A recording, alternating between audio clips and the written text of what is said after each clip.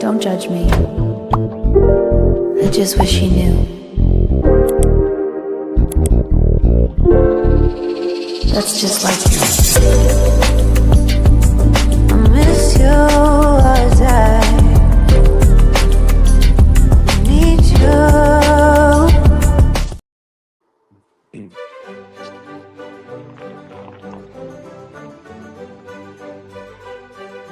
Hear ye!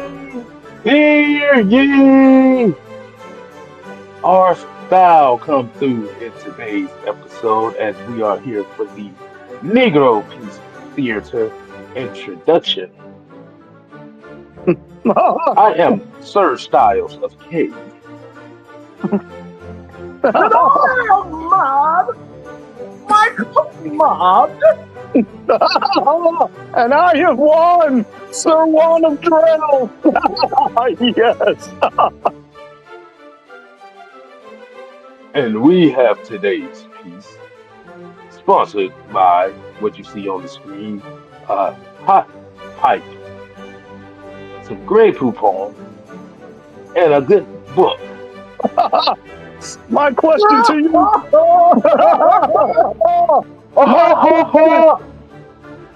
question to you, good sirs. Are you using Poupon and the pipe? Yes. Yes. And today's episode of Negro Peace Theater, we would like to call this Alvin Anus and the Dirty Hole.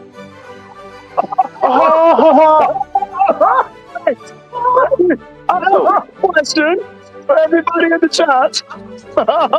Is your hole dirty? Is your hole dirty? No, I'm with the anus mole. Drool. All right, thousand knaves, brickets, and all that. We have a special guest for this evening of the Negro Peace Theater. It is Alvin Anus and the Dirty Hole. And the subject of today is the Goofies of Mad Mike Sports and Six Man Case Styles. You don't say. The Goofies? What is that? Surely yes. We don't know, but Alvin is going to explain to us what is the Goofies and why we are the Goofies in today's masterpiece, Negro Peace Theater. Alvin, what do you got to say? Alvin. Let me just Oh, Alvin. So, y'all favorite content creators, Mad Mike and the Sis Man K Styles. You know that little sit your little goof ass down the wood they got? Both of them need to take that photo and go sit on the lap of fucking Goofy. Right along with their goofy fucking asses. Because if they would have read the Atlanta Falcons website, they would have known that practice was not canceled. It happened at the tail end of practice when the scuffle happened. It lasted about 5 seconds. And they returned to practice with about 35 minutes left to practice at the end of the day. So, what is the narrative was drawn, they canceled practice, so now everybody need to continue to have something else to put on Raheem, to hate Raheem about. Take that down, sit your goofy ass down, Award, and both you some bitches share it today. Because both of you, the two goofiest motherfuckers I ever done goddamn been around, sitting up here gotta sit your goofy ass down, Award, and don't even know how to issue out your own goddamn award properly. So, Yeah.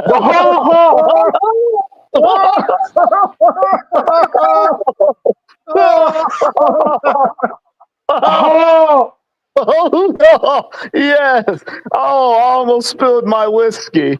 Yes. So let me get this straight. Elvin told you to sit it down on the tallowacker of yourself, of the goofy, and nestle yourself into a little haberdashery while understanding or not understanding how the joke goes. Alvin, I'm going to need you to stop flossing your teeth with the sides of the Howell. you, you goofy bastard. Sir Mike of Mad, what did you think Yes. about that? What did you think about that? Because Sir Alvin has told the world that we are the two goofiest motherfuckers he's ever met. Uh-huh!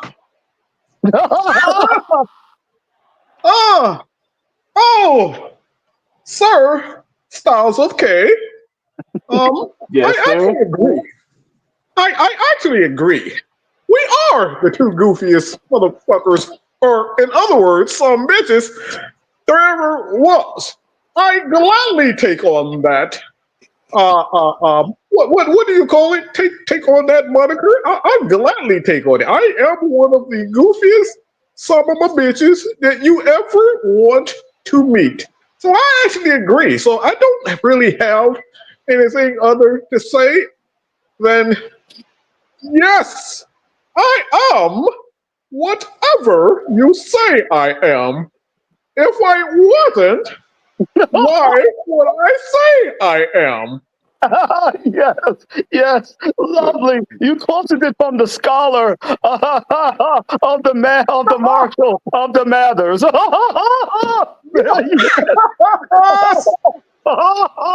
Slap a knee. Ha ha! Slap a knee. And that today will end Negro Peace Theater. So Please, for those that please, did not Kay, see that, do Alvin need to say that again one more please, time for please, the please, people in the back? please, Sir K of Styles. Maybe one last time to kind of refresh people on why Alvin Now, had to Oh come. no. now remember, people, Negro Peace Theater is so delighted to have Alvin talk about our people with reverence. Forget now. It sounds like there are a touching of the toes. Uh-huh.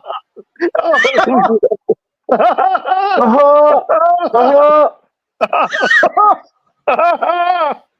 Let me just say this. So, y'all favorite content creators, Mad Mike and the Sis Man K Styles. You know they little sit your little goof ass down award they got.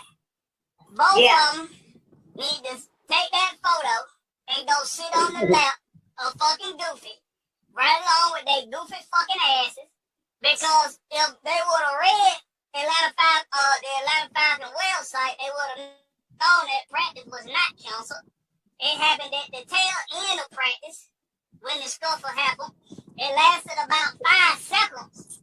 And they returned to practice with about 35 minutes left to practice at the end of the day. So, what is the narrative was drawn, they canceled practice, so now everybody need to continue to have something else to put on Raheem, to hate Raheem about. Take that down, sit your goofy ass down, award, and both you some bitches share it today. Because both of you, the two goofiest motherfuckers I ever done goddamn been around, sitting up here gotta sit your goofy ass down, award, and don't even know how to issue out your own goddamn award properly. So, Don't sit it down, touch of the toes, and don't know how to do it properly. You know what? Seems like you two don't have any class. Yeah. So Let, say, let me say, come on, go ahead, Ken. Sorry. go ahead, Mike. So in all seriousness, um,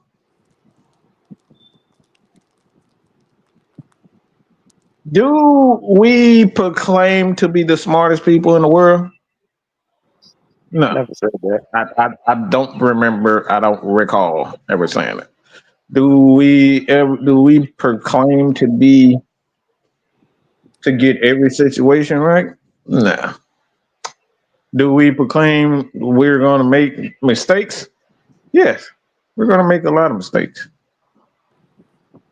But what do we always say? We say if you got something to say, bring it to us. Mm. Just bring it to us. It's not really that difficult. Look, I was born with the ability to put foots on foreheads, like OG Truth like to say it, but I like it's certain foreheads that I'm not gonna put my foot on. I'm just saying. You can take that however you want to take. I just don't swing a certain way. So I'm not going to go back and forth with someone that um let me say, how can I say this, K Styles, without being too a-holish? Um, I don't do runarounds with dresses on. Mm. Mm. I Yeah. put my pants on one foot at a time, one leg at a time. Mm. I don't wiggle my hips side to side to put my skirt on. I stand up like a man. I put one foot on one side and I put the other foot on the other side. And I proceed to put my t-shirt on with my standard red hat and dress like a man. Mm. And dress like a man. Okay?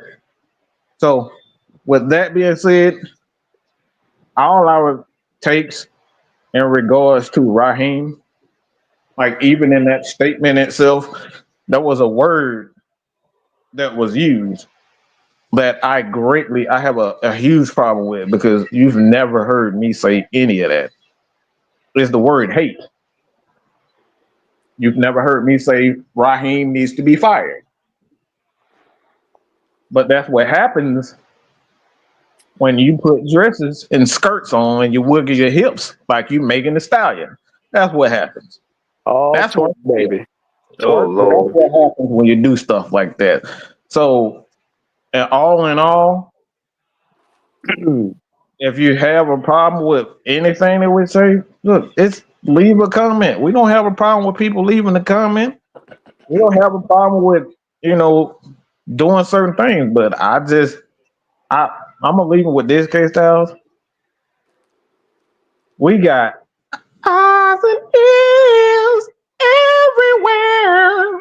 And I'll just leave it like I, I'm, I'm, Well, I'm just gonna say this. I want to say this, and it's just gonna be nice and short. Uh, Album was very inspirational, but where I come from, telephone is feminine. That's all I'm gonna say about that. When you play telephone, it's real feminine. But well, hey, what do I know? well. And this is the subject of today's episode. Well, one of them. So we got a couple topics we're going to cover, which is Julio Jones versus the Atlanta Falcons and the Raheem Morris experiment. Billy Bill said Megan's thing beefy as fuck. I don't like That her, makes but damn, you can't help but look at that ass. Cheeks. Yeah, beefy cheeks. I mean, hey. Everybody now. loves some beefy Look, cheeks. Truth over here silent in here. He look like I ain't got nothing to do with this shit.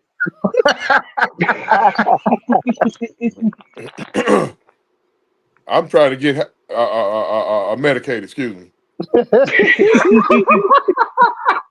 This is for medicinal Oh, purposes now.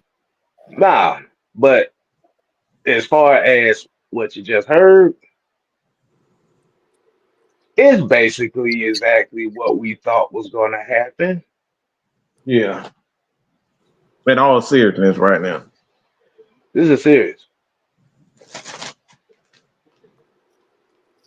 Raheem Morris. Hold on. I'm gonna say it like this. It was three shows on this channel.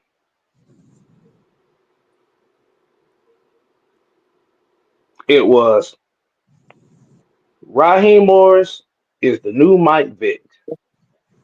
Mm-hmm.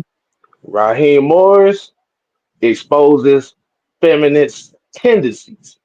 Mm-hmm. And we had the conversation about Ryan Clark and RG3.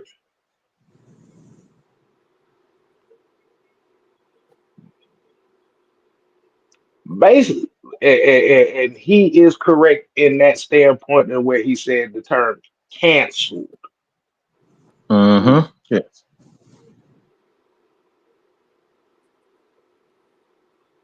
So this is where we come off as hypocrites and stuff as well as the emotional side of the Raheem Morris part. Mm-hmm. Right. Because at the end of the day, with those three shows that we did, Mm. it basically explains why I said that Raheem Morris is a trigger point. Just like Mike Vick, just like Lamar Jackson, just like Justin Fields. Mm. Because the only reason why that came up in that aspect is because of Raheem Morris. Mm-hmm. The Mm. problem is our takes on Raheem Morris is not kissing Raheem Morris's ass. Now my face don't work And, like and that. and this is where a lot of the issues, and this is where a lot of the vitriol of the takes come from.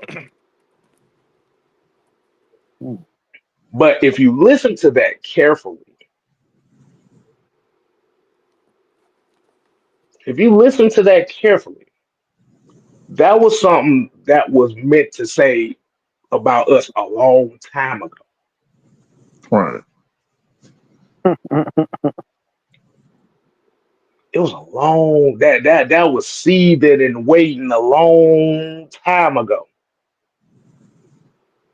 But here's the problem: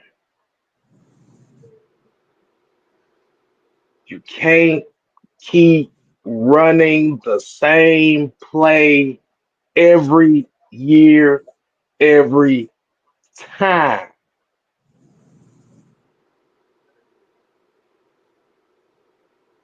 I'm gonna be honest with y'all. The off season to me is like one of the most stressful times. I ain't even gonna say stressful, but it's one of the most annoying times of the year Unknowing. It is. because we literally got to go through this same shit every year Every for year. 5 years. Every For year. 5 years running since we started, we don't have to go through this every year. 5 years. Somebody try to challenge it's always a different opponent. Sometimes it's the same people, but it's every time somebody tries this. Hey, Kev, you know what's funny though? Yo, what's up? People listen to the trigger. People hear the trigger and totally miss the message. Thereby, again, not doing your homework. Because if you go back and listen to what was said instead of listening to your feelings, you would have known that we didn't talk about it so much as being canceled. We talked about the fact that he shouldn't have stopped them from fighting and he should have just broke them up and got back to the next play. There shouldn't have been no kumbaya because this team has been playing soft for years. You want Mm. that aggression. That aggression builds respect. Everybody that plays football knows that. When you play little league football, if you get in a scuffle, your coach don't sit down and have no kumbaya and then get back to it. He say, y'all cut it out, shake hands, and get back to playing. That's Let, all of 3 seconds. Go let's ahead, True. rewind back. Let's rewind back to Arthur Smith. You remember one of his first practices there? Yeah. He told them to get their ass back in the huddle because they're celebrating the 2-yard gain. Yeah, I remember that. Mhm. Yeah. But Yeah. he was labeled as a fake tough guy. Remember? Right. Yeah. Right. Right. We were speaking on the fact that you don't break aggressive protocol because that's what you want. Because what you got to understand is I want my partner standing next to me on both sides to understand if the shit hit the fan in football, you got my back and I got your back. Aggressive play like that builds respect because Yeah. I know I can go into football is war. It ain't tiddlywinks. It ain't cupcakes. It ain't rainbows. It ain't ring around the rosy. It's war. And in war, you need to know the guy to the left and to the right of you respect you enough that they got your back. If I go up against somebody and I'm formidable, you respect me because why? You know, now I can lean on you when it comes time to. Because some games you may not be in the mindset to be that aggressive. Your homeboy, hey, get your ass up, man. We got a game to win because you get paid to do it. You don't get paid to have no kumbaya. You kumbaya that shit when you on the airplane 30,000 feet up going to the next city. When you on the field, when you practicing, you opponents. When you on the field, y'all all together fighting another opponent. I need to know you aggressive enough to take the man in front of you down. I don't need to hold your hand. So yeah, that's what we were talking about. We don't give a shit that he canceled it. That's Raheem. That's his soft ass. And it ain't hate. It's not hate when it's a fact. Here's the It's not. thing. I'm gonna add to what you said, then you continue. You gotta also look at the two principal parties involved in the scuffle. That's huge. That's huge because them are two motherfuckers in the center of everything on their goddamn football field. So hey, they setting the tone. There you go. Yes. That right there. And not to mention, because right here, Will the Thrill, he's actually a football player. What he said? It's a contact sport, which means that you got to put hands on another person. Now, do you think that another person is always going to want hands put on them? No. But that's what builds character. Because if I know you're going to put hands on me and I can put hands on you and we going to get mad at each other, guess what? We going to put hands on the opposition together. And that's going to be fun. I don't want you crying because you got hands put on you. And I don't want my soft ass coach pulling up his capris talking about, okay, guys, let's sit down. Woosah, Vogue. Let's sit up here and just take a minute and then we'll get back to being men. No, that's weak. And you know what? Because when your favorite linebacker or your favorite offensive lineman getting pushed around, now you cussing and fussing and crying. Why the fuck ain't he doing his job? He getting pushed all around. Oh, but remember, you wanted them to have daffodil time. Which is it? You want them to be men and fight it out in practice so that they do that in the game, or do you want them to be daffodils so you can sit in front of the screen and cry about them all season? Make up your mind. Yep. So let me ask you this question. When I say the term the Raheem Morris experiment, what do you think of? Well, that's a good question. Cause I don't know if he's a long-term fit. Because for us to even use the word experiment, that means we're not sure of him. There you go. Mm, So if you talking about experiment, that means we're not sure of him. mm. That ain't hating on him. That ain't wishing bad on him. I can't wish bad on him. He's the head coach of my fucking football team. What I'm not finna do is to keep managing. I'm not. Let me tell you something. Look, we done tried every measure. We done tried the diplomatic route, the be nice route, the straight up in your face route, the asshole route. At this point, man, I'm just gonna make sure, and we gonna make sure that we get y'all the content the right way, uh, but we don't have time to manage your emotions. We don't. Mhm. It don't matter who it is. This shit ain't personal. Cause see, when you go to addressing this type shit, motherfucker go to taking shit personal. Shit ain't personal. It's just what it is now. Mm-hmm. Mm, That's That just part. that's just what That it is. part. Right. mm. So, We gonna get the content to y'all, and we gonna get it to you like you're supposed to get it. Is either you gonna like is either you gonna like it or you're not gonna like it. Is either you gonna stay or you gonna leave. That's it. Mm-hmm. mm. See, Point blank. Period.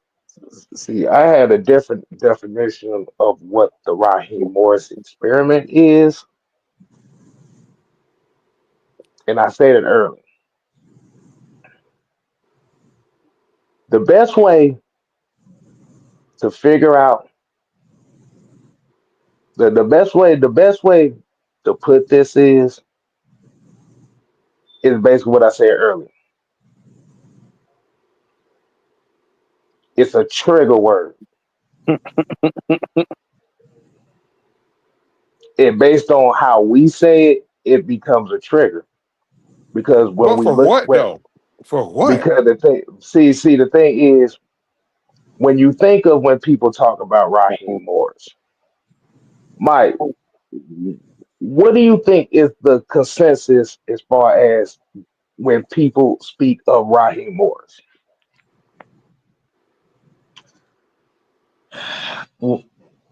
What me personally, you just talking about everybody, people in general.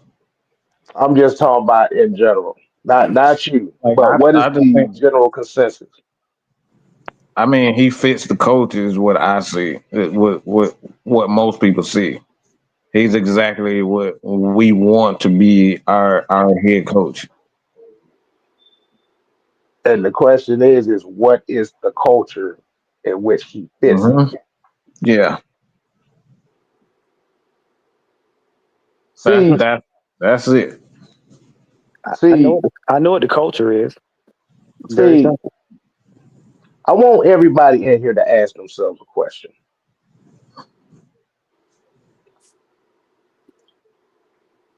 Why do we go so hard on Raheem Morris? Why do we? Why Okay. do we go hard on Raheem Morris? Okay. I'm gonna go Because back to. remember, because remember in the video he says another narrative to hate Raheem Morris. Yeah. Yeah. Hmm. Yeah. I can. When you get done, Kev, I can answer that for you. Now this is a question. This open question for y'all, and then I'm gonna respond Okay. after that. Okay. Here's the deal. Mike said something very key. He fits the culture, right? Okay. Now, the culture in Atlanta is popularity. Okay.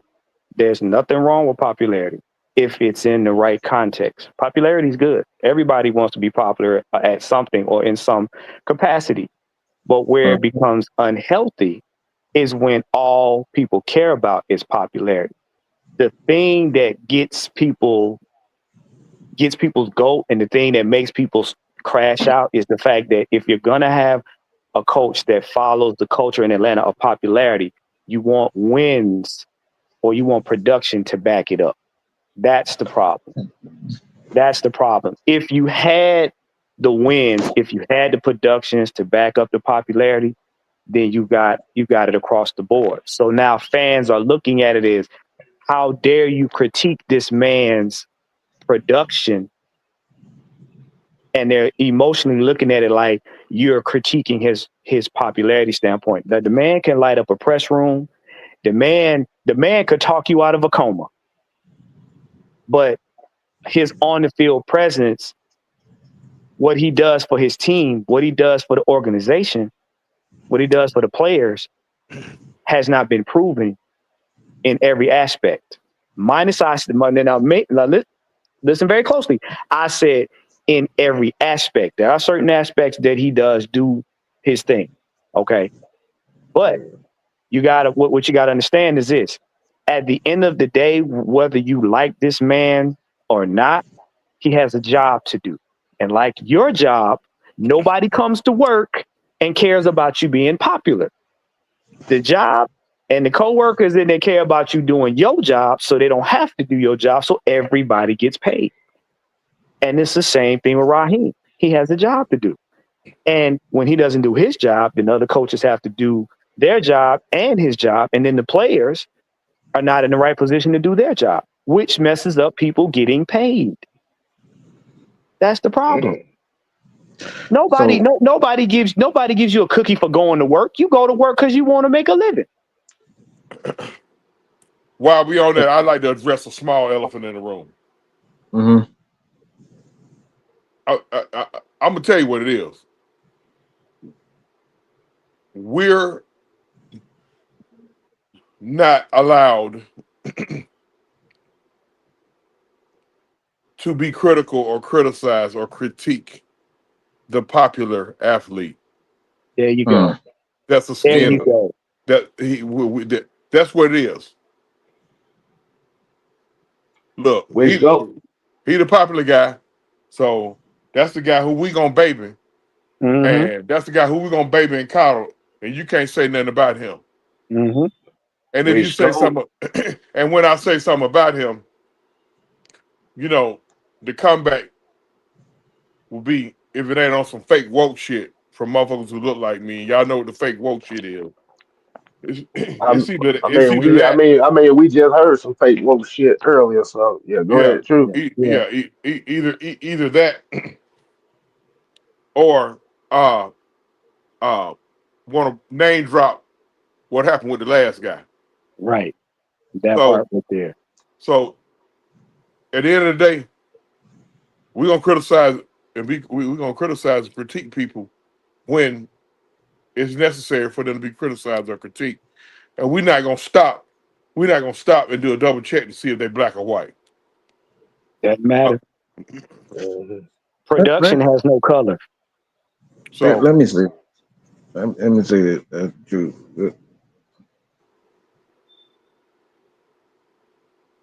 The thing is, people pay Mad Mike Sports 6-Man K Styles for their opinion. They pay us. That's why we have super chats. That's why we have channels to begin with. People pay their hard-earned money for our opinions. So when you pay us for our own opinions, or even just leave a comment, y'all ask us questions and we give y'all the best of our abilities. I don't give a fuck if you like it or not. It's not my job to give a fuck about what you like. It's not my fucking job to not piss off another content creator because he don't like what the fuck I said. That's not my motherfucking job. So if you think that's what we're supposed to care about, now I'll have a personal relationship with you with said person. Hey Mike, I prefer you talk like this. Okay, I'll make that because you came to me like a man and not Cardi B. Okay, whining and stuff and jiving. All right, you came to me like a man or a woman and say, "Hey Mike, I had this same issue with Bubba with B. Bubba B was like, "Hey man, come on man, don't say that to me, Mike." I say, "All right, I respect that," and I stop. He's still to this day still here rocking with us. He came to me like a man and said, "Hey Mike, I prefer you not say that shit to me." That's what men do. That's what adults do. You respect the fact that the man speak a certain way. If you don't, offer him any opinions on what you should and how you should do things. I mean, who the fuck are you to say anything about how they said if you too pussy to even speak and let it be known what bothers you? This is why we ask questions. We ask you guys questions because we care about what you think about. We don't ask these questions just to be out here fucking answer questions. I can type 10,000 questions on fucking Twitter. I can do that shit if I ain't give if I did not care, I wouldn't be asking you questions to begin with. I wouldn't be doing this. And a lot of people think because they are in their feelings about something or they have an idea on how you should conduct yourself, that's the way it should be. Okay. And it's not like that. You just got to respect people move a certain way. Look, Truth move a certain way. One has a very strict way of how he goes about how he conducts business. K Styles, if you knew how K Styles moves, like he's very deliberate and he like a lot of most of us, believe it or not, we're very meticulous about how we portray our messages when we come on. We do a lot of research. We do a lot of our own off the air. Like we collaborate all week. Sometimes it be all damn day we collaborating on shows and how we gonna do it. So the end of the moral of the story, man, is when it comes down to how I perceive Morris, Raheem Morris, these are the things that I'm looking for because I've let it be known. I know exactly what he does well because I looked at it. Y'all haven't heard because you're so focused on what the things I have, like the things that you don't want me to say. I've told you what I like about Raheem. I've told you about his weaknesses, his strengths, and the popularity, general consensus with him, and how he is a player's coach. And that right there is one of the reasons why a lot of NFL coaches are going, a lot of NFL owners are going to these types of player coaches. This is why Dan Quinn got another job. He's a players coach. So that's what's in right now. I don't have to like it, but what I do and what I'm going to do when it comes down to any player or any coach, I'm gonna tell you how what I see. And the crazy part about it, no one has ever heard me say, let's not give this man another chance. Nobody's ever heard. Shit, you said it more than Nobody's me, ever man. told me that like Mike, man, why you want to fire? Now one of you neither it's not a damn soul in here said that Mike, did you ever want did you say why did you want Raheem fired? Because y'all never heard me say that. The But it's problem, the tone and how you say it. like you said, the problem is, and it goes back to what True said. Raheem Morris is the new Lamar Jackson in Atlanta. Pretty much. He's the deity. He's the God. He's the guy that you do not criticize. Because they feel you're criticizing the culture. They don't know how. They, A lot of fans don't know how to separate popularity from production, and that's the problem. I'm just gonna be frank. Y'all don't know how to separate the two. No more than y'all know how to compartmentalize emotions. Y'all crash out That, when y'all should be trying to learn, and then when you think you're learning, like I said, you crashing out. You crash out too damn much. you Mhm. Tuck crashing. your tuck your feelings under your skirt. Sit your ass down and listen to what's being said instead of what you feel. Because in this world, nobody gives a fuck about what you feel. They only care about what you know. That's why Mad Mike and K Styles get paid. They don't give a fuck about how they feel. We get paid because of what we know, what we study, what we discover. If you want emotions, take your ass on the OWN network. It's all a whole bunch of emotion over there. You can whine, cry, bitch, pull your thong out, pop yourself in the ass, spin around, and then do 2 twerks in a Z formation, and nobody will get mad at you. But if That you was want people to listen to you because of your common sense, then you do stuff like this. that was disrespectful. But I want to say this, very disrespectful. I told the fellas in the chat 2 days ago, maybe a week ago. An old head told me this one time. Uh, nah, yeah, an old head told me this, and it told several other people this. Listen with your ears and not your ego. There you go. That's all I Mm. wanted. That's all I wanted to say right now. Listen with your ears and not your ego.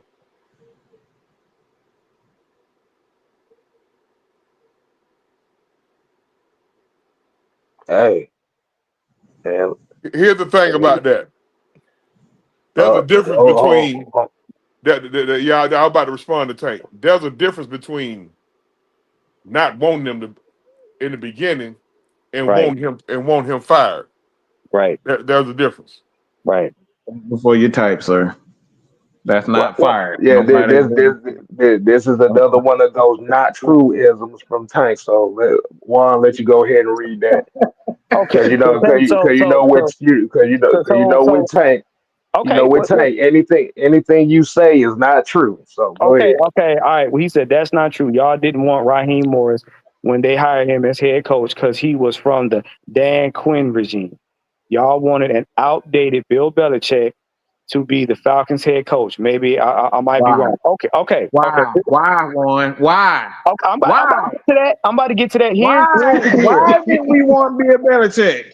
Okay, here's the deal. Like I said, because I was one of them. Bill Belichick, and I'm gonna have this one word. Bill Belichick is proven. That's it. He's proven. That's it. Bill, Regardless, or hold on. Let me do it in grows of knees term. Bill Belichick got rings to Mm. show for what his coaching ability can give you. Oh yeah, by the way, but Raheem Morris has justifications during press conferences. I'm just saying. and Bill Belichick's first two rings was not with the Patriots. It Nope. wasn't. Nope. Yeah. He helped design and build a 3-4 defense with Lawrence Taylor. Yeah. He said Bill Belichick don't have Tom Brady. He didn't have Tom Brady for them first two rings, The and he first two still rings. proved. But even with Tom Brady, he's still proven because guess what? Brady can't coach himself. Yeah, he didn't always have a Tom Brady when he was a defensive coordinator for the New York Giants. Okay? See, It, this it, is it, what people this is do what your we homework. wanted. This is why we wanted him. He had even when he was with Cleveland, he just didn't have the offense. The defense with Cleveland was fine. Mm-hmm. So Do your we homework. wanted Bill Belichick because of his resume. And this is where we tell y'all to listen with your ears and not your ego. It's because all you heard was, well, I don't want him. But did you hear me say Tanky Poo? Did you hear me say, and I say this time and time again, because just show me. How many times do we show? How many times do we ask y'all what is he good at and what has he been consistent with? Mm-hmm. All we've gotten is, well, his DBs are always okay. Not Listen, great. Y'all said okay. Charles, let me knock that shit out there right now about that Tom Brady, Bill Belichick shit. Tom Brady was drafted in the late sixth round. Mm-hmm. All right. Tom Brady wasn't even the primary starter at his college at the University of Michigan. Okay. That's facts. mhm. Dude, there was no expectations on Tom Brady at all. Okay. All right. They made a fucking documentary called The Brady Six. You know why? Because those are the six quarterbacks that was actually taken before Brady. Yep. Would let you know they had zero expectations of Tom Brady. Right. He was a backup quarterback. Tom Brady stepped on the field due to an injury to Drew Bledsoe. And giving credit to him, he never lost a position for 20 years. Right. But Tom Brady didn't make no Bill Belichick, bro. Right. And to back my cousin up, I'm going to say it again. Belichick coached Brady. Brady wouldn't have been Brady without Bill Belichick's coaching. He can't. Quarterbacks don't coach themselves. I'm sorry. I don't care how much you like them. They don't. Mhm. I'm sorry. There's not one quarterback in the NFL that has coached themselves to a Super Bowl. Not one. That's one of those Not one. situations where Bill Belichick, if he was a black man, they'd be ready to build a stadium for him. Yeah, of course. They'd be ready to build a stadium for him. So, With his numbers and he's a black man, they'd be ready to build a stadium for him. So Right. Our so people. so what you saying that this is a black versus white issue? This It is usually somewhat turns into Mhm. that, but I try not to mhm, mention it too much because right, I want to keep everything sports. right. Yeah. See. I'm gonna go off of that. I'm gonna go off of that. And Jay said the main thing. The reason I said he come from that Dan Quinn era.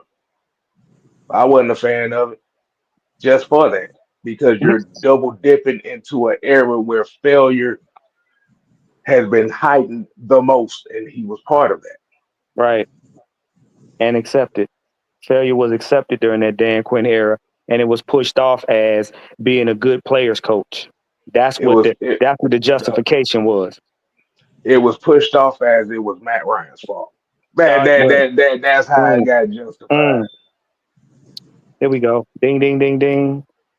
Ding a Brian ding a Peoples ding. with the 499. He said, honestly, if Bledsoe never got hurt, will we ever? Yeah, right. Will we ever see Tom Brady? Patriots went to right. That's the thing. Y'all got to understand something. Brady was bad in Michigan, and they basically almost sat him down. When he got into the NFL, he's a backup quarterback. He wasn't a starter quarterback. He was a backup quarterback I think he was that like the happened to get last, an second to opportunity. last on that roster at Michigan. He was like the second to last on the roster at Michigan. So Yeah, he was on the verge of not even playing at playing. Michigan. Hmm. He was about to either be gone or wasted at Michigan. Well, at that time he could have transferred to another school. Yeah, So it's like that's the Tom thing. It's like Brady. Tom Brady represent the quarterback that had a coach that was willing to give him a chance. there you yeah, go.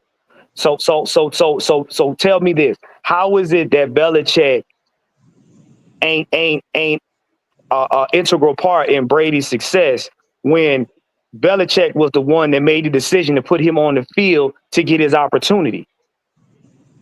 Belichick had 2 rings before Brady got to New England. So y'all got to stop putting y'all love for the player ahead of the facts of the player. You know what I'm saying? Stop. You got to do. Look, we do facts and stats over here. We like a lot of players, but we not about to put them ahead of their own facts. Come on now. And plus, Drew Bledsoe was getting too expensive anyway, so they let him Right. go. Like let me ask I you a said, question. Can go I ask ahead. you? Because the Well, thing look, is, too, like when well, let me be. I'm gonna just say it like this. here we go. Right. Oh, there you go. Right there. Yeah. I was about to hit that. Yeah. He got it. Yeah, He they're said, not let. like that right there. These are the things that we talking about. When you talk about like it's other aspects of that team. I've seen what I need to see from what Raheem was able to do was an offense. I've seen what he's able to do as a defensive coordinator to a certain extent. But these are the things that for me personally, I need to see more of. I need to see more consistency with his defense. I need to see more consistent sacks. I need to see his ability to build linebackers. I haven't seen any yet. Our linebackers didn't play well last year. Our DBs played well. Our defensive line didn't play well last year. That's 2 elements of the defense that I need to see consistently. Right. And we've never seen that in his career. I've seen Right. what the passing game looks like with Raheem. I've seen what the running game looks like with Raheem. That's a check, check, check. Everybody up here so focused on everybody focused on one aspect of Raheem that has been fulfilled. But when you look at every other aspect, there was a lot of questions. This is what And we Mike, talking about.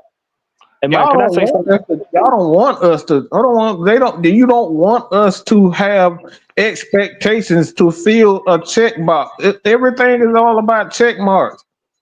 You have goals. When I have personal goals that I write down every year, and if I get to those, I check it off. This the same shit that I do for our coaches and our players. I want to see Bijan Robinson with 2,000. Yes. Will he ever get it? Probably not. I want to see our quarterback Michael Penix become a Hall of Famer. Will he do it? Probably not. But that's something that I expect. So why is it Mhm. that you guys can have an expectation when it comes down to these punk ass motherfuckers like LeBron James. But as soon as I say something about expectations about Raheem Morris, y'all got a motherfucking problem with it. Y'all put a motherfucking skirt and a dress on for LeBron James without him proving anything. But I try to say something about anybody, any person. I'm wrong. You. No, he hasn't done. LeBron James hasn't won 6 championships. He hasn't won 5 championships. So why can't I have these expectations? And why is my expectation for a certain guy is wrong? Because you don't like it. It ain't about you. The problem is it goes back to what Juan said. The popular guy gets all the breaks. Mm-hmm. The normal guy doesn't. And Mm-hmm. VP with the 499 said it doesn't help his case that the AFC was straight hot garbage. Now, I'm gonna piggyback off what Mike said. For those of you so-called defensive geniuses, because I didn't heard a lot of people sit up here and call themselves defensive geniuses because you play high school football or you play little league with your Uncle Pele. Y'all do realize that, and I've said it on many shows, and I will stand on it in anybody's face and say it 10 toes down with a Colgate smile. If your DBs is the main focus of your defense, you're failing because it's 3 levels. If your front 5 or front 7 can't get at the quarterback, that's a problem. Your linebackers are supposed to be able to cover sideline to sideline and fill in gaps, and if need be, crash in too. Okay? They are the catch and contain crew. Your DBs are coverage, safeties, and cornerbacks. They supposed to be able to set the tone of the defense as well as make sure that wide receivers and tight ends don't get the ball. So if you're depending on your DB room to be the shining star of your defense, you failed as a defensive coach and a defensive coordinator. Why? This Because is the the other two. hypocrisy. Hold on, let me say. This is the hypocrisy of it. Look at this quote. Look at this. Look at this. LeBron James is not the GOAT. See, we're not. he gets to make a proclamation, and there's no debate. But when we have a proclamation and when we have an opinion about something, we're saying y'all saying we're not y'all not giving them a shot. Tank, let me help you out, brother. When you make statements like that, make sure you put IMO in front of it, in my opinion, because everybody's consensus is not the same with LeBron James. Stop it. It's about a group of 30 of y'all, or maybe 300 of y'all that think like that. Everybody on the planet don't think so. I'm sorry to say that. This is the reality that we living in. And I'm going back to what I'm saying.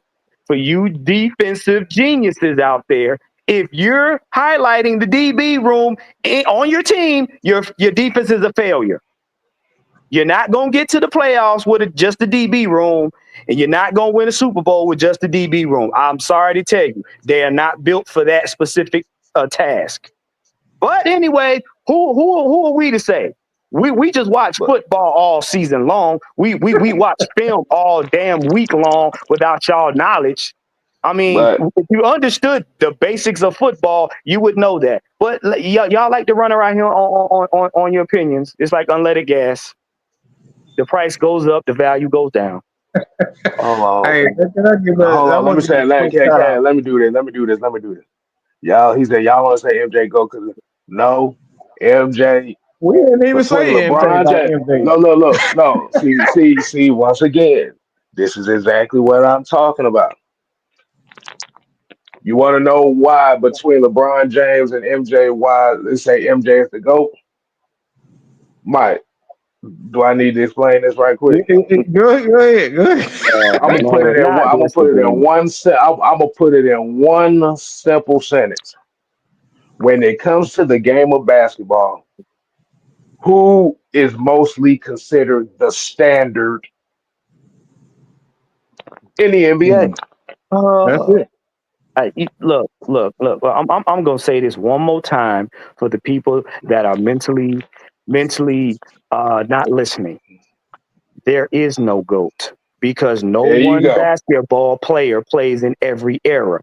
The only way you can quantify a Exactly. man to be a GOAT, meaning he would have to play in every era that we were able to visually see as far back as Bill Russell and Wilt Chamberlain. There's not one man that has played in every era. So you can't Exactly. be the GOAT.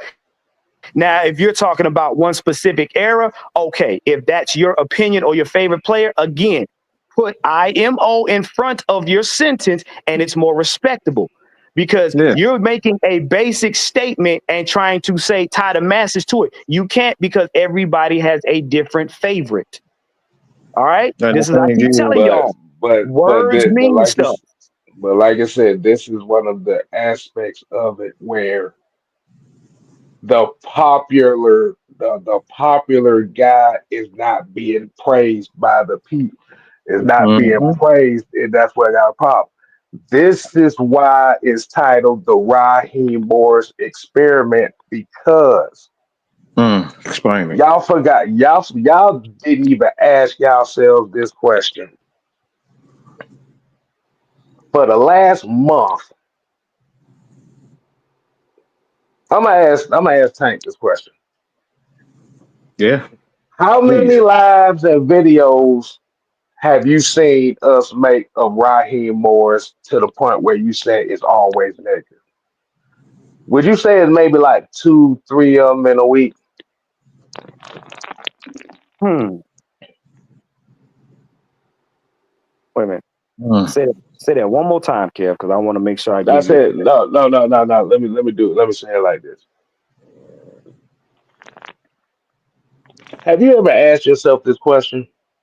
Why all of the Raheem Morris videos, all the conversations that's rapidly coming up here in a short amount of time? Mm, Mm. Because if you remember correctly, like I said, I did three shows. I did Raheem is the new Mike Vick. Raheem exposes feminist liberal tendencies. mm-hmm. Mm. And we had the discussion on the RG3 versus Ryan Clark thing. Fellas, do you remember what I said in that Ryan Clark versus RG3 conversation we had? Go ahead. Refresh their memory, Kev. I said RG3 knew what he was doing with the Caitlin Clark Angel Reese situation with his wife in the background because guess what?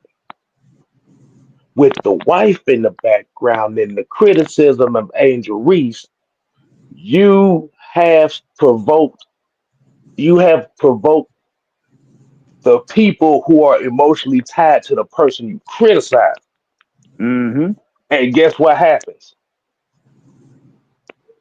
N- With them being emotionally tied to Raheem Morris, they're going to make the videos about us. Mm-hmm. They're going to have the group chats about how we ain't shit. Mm-hmm. I said the best way, the best way to get a lot of eyes on your product or on a topic that you're doing is you have to antagonize people's emotional deities, Mm-hmm. people who they are emotionally tied to.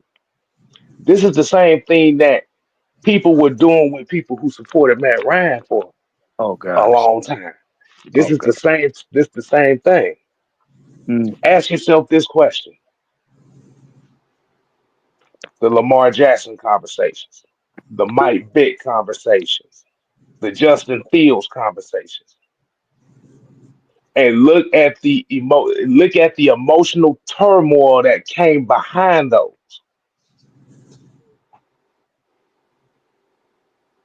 Kev. By by me saying the best way to provoke these motherfuckers is to attack they emotional leaders. Mm-hmm. And what's gonna happen? What you heard in that video at the very beginning is exactly what we was expecting. It's surprisingly it came from within the group, but I'm just saying. I ain't gonna say surprisingly because I already kind of figured that was gonna happen anyway. But that's what we're talking about. You want to know what's funny? Right about now, I've seen people online are going harder for Raheem. You know why? You know why? And Why? I'm gonna mention a little bit of who was at training camp the last 2 days. My vet. There you go. So Basically another symbolism, another I'm gonna symbolism. call it what it is. You basically Raheem right now is looking like the man because you have football god number one coming to groom football, the future of our football team. Wow. Now, when Matt Ryan, who is our future Hall of Famer, decided he was going to help said quarterback, you had a kind of okay, yeah, ooh, that's nice, Matt Ryan coming. But Vic has been there 2 times, and people are throwing draws, liquidating keyboards, having twerking parties. Why? Because your favorite left-handed god has come off his coaching throne to help the new left-handed quarterback. That's what it is. The popularity is going through the roof. And see the Atlanta Falcons, which I don't realize is a smart organization. If Vic shows up, we're going to use this to catapult our team. So basically, what you're saying is that they're using Michael Vick to shut the motherfuckers up. They're using Michael Vick. They're using Michael Vick to make them look good in the eyes of the public. AKA shut them the hell up. Yeah.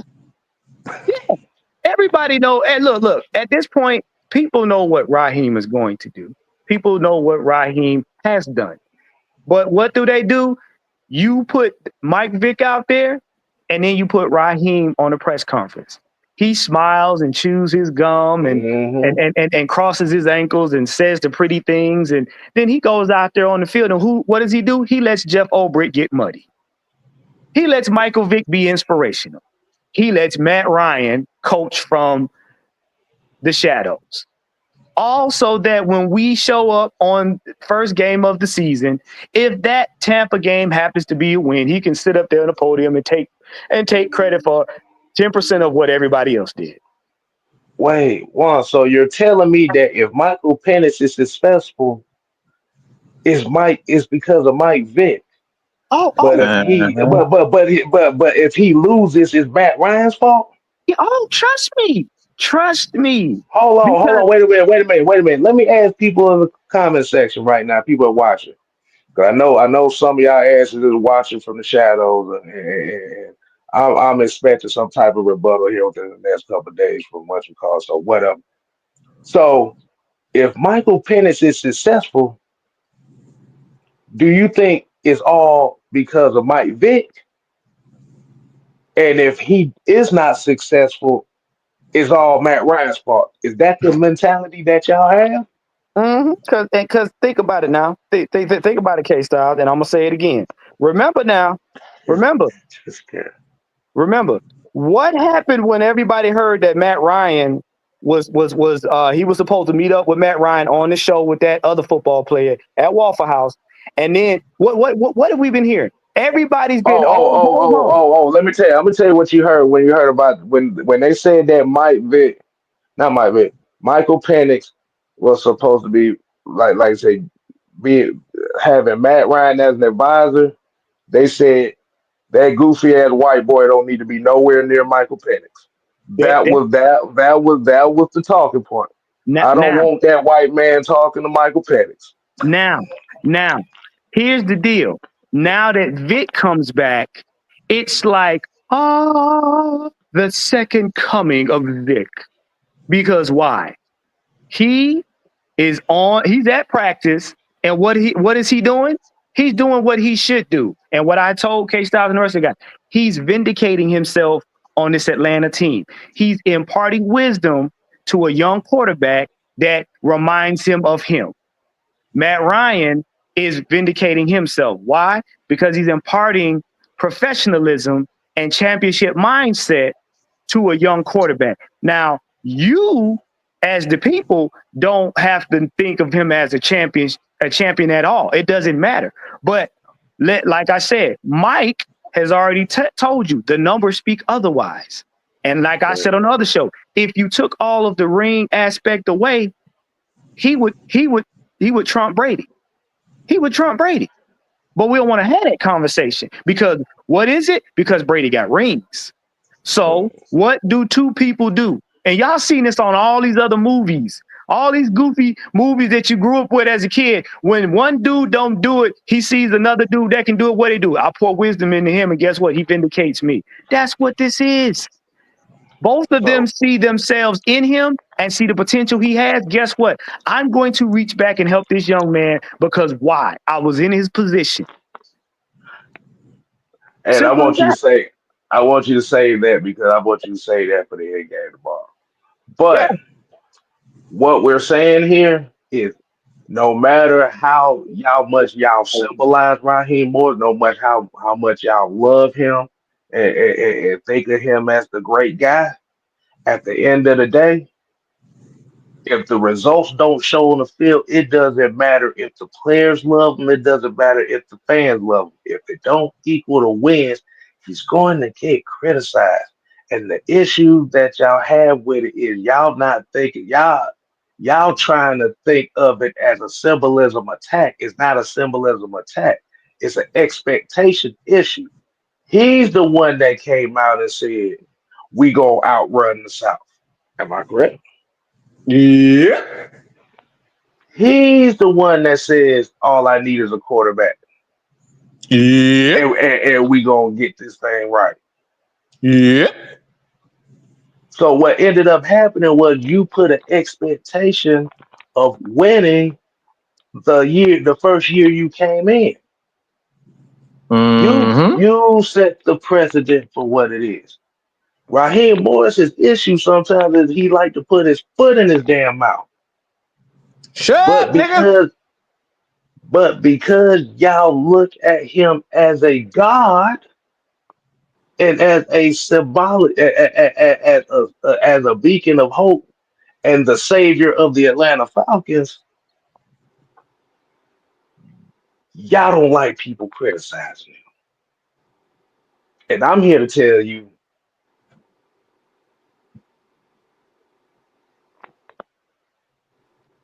get your feelings out your ass, sit the hell down, and hold his ass accountable just like we do everybody else. No, you know what? I blame the Falcons. You know why? I blame the Falcons for having a damn fashion tour. That's what did it. Terry Fontenot and Raheem Morris had a damn fashion tour, and y'all lost y'all minds. Oh my gosh, he's in a three-piece suit. He's gonna win the Super Bowl. That's what happened. Right. A damn fashion tour. But I'm glad you said that about the Falcons because I want to get into the final conversation for this evening. Your boy Quintorris Lopez out here tripping again.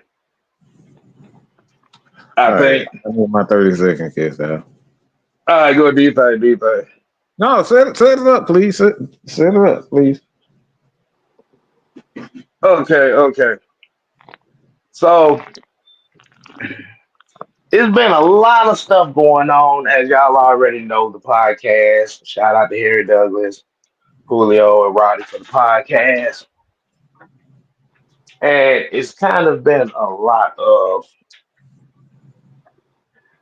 talking as far as the experiences with Julio here in Atlanta. We've heard everything from the organization didn't treat me well, and I didn't like said coach.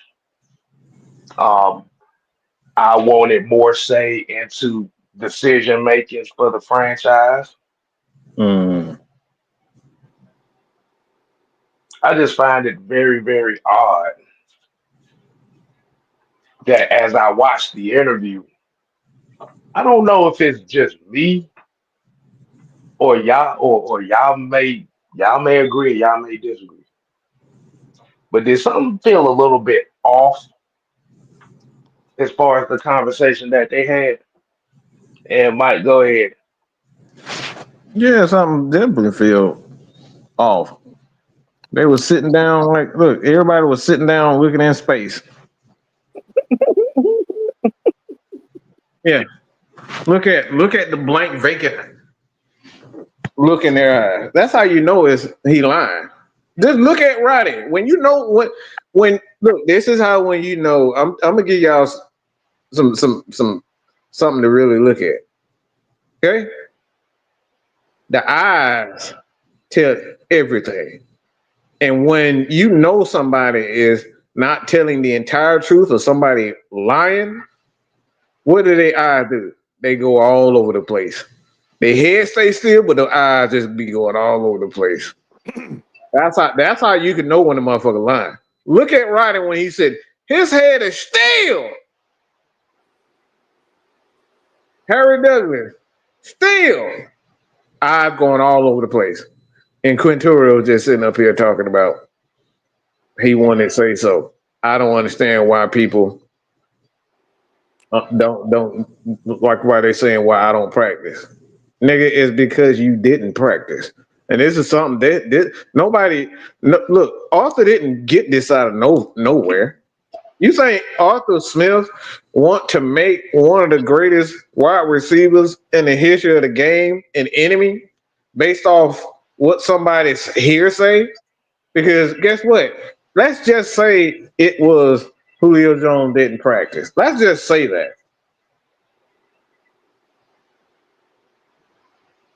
Why would Arthur Smith not want him? Why would he not want him? This guy doesn't practice, but he show up and give me 200, 100 yards and 150 yards a game.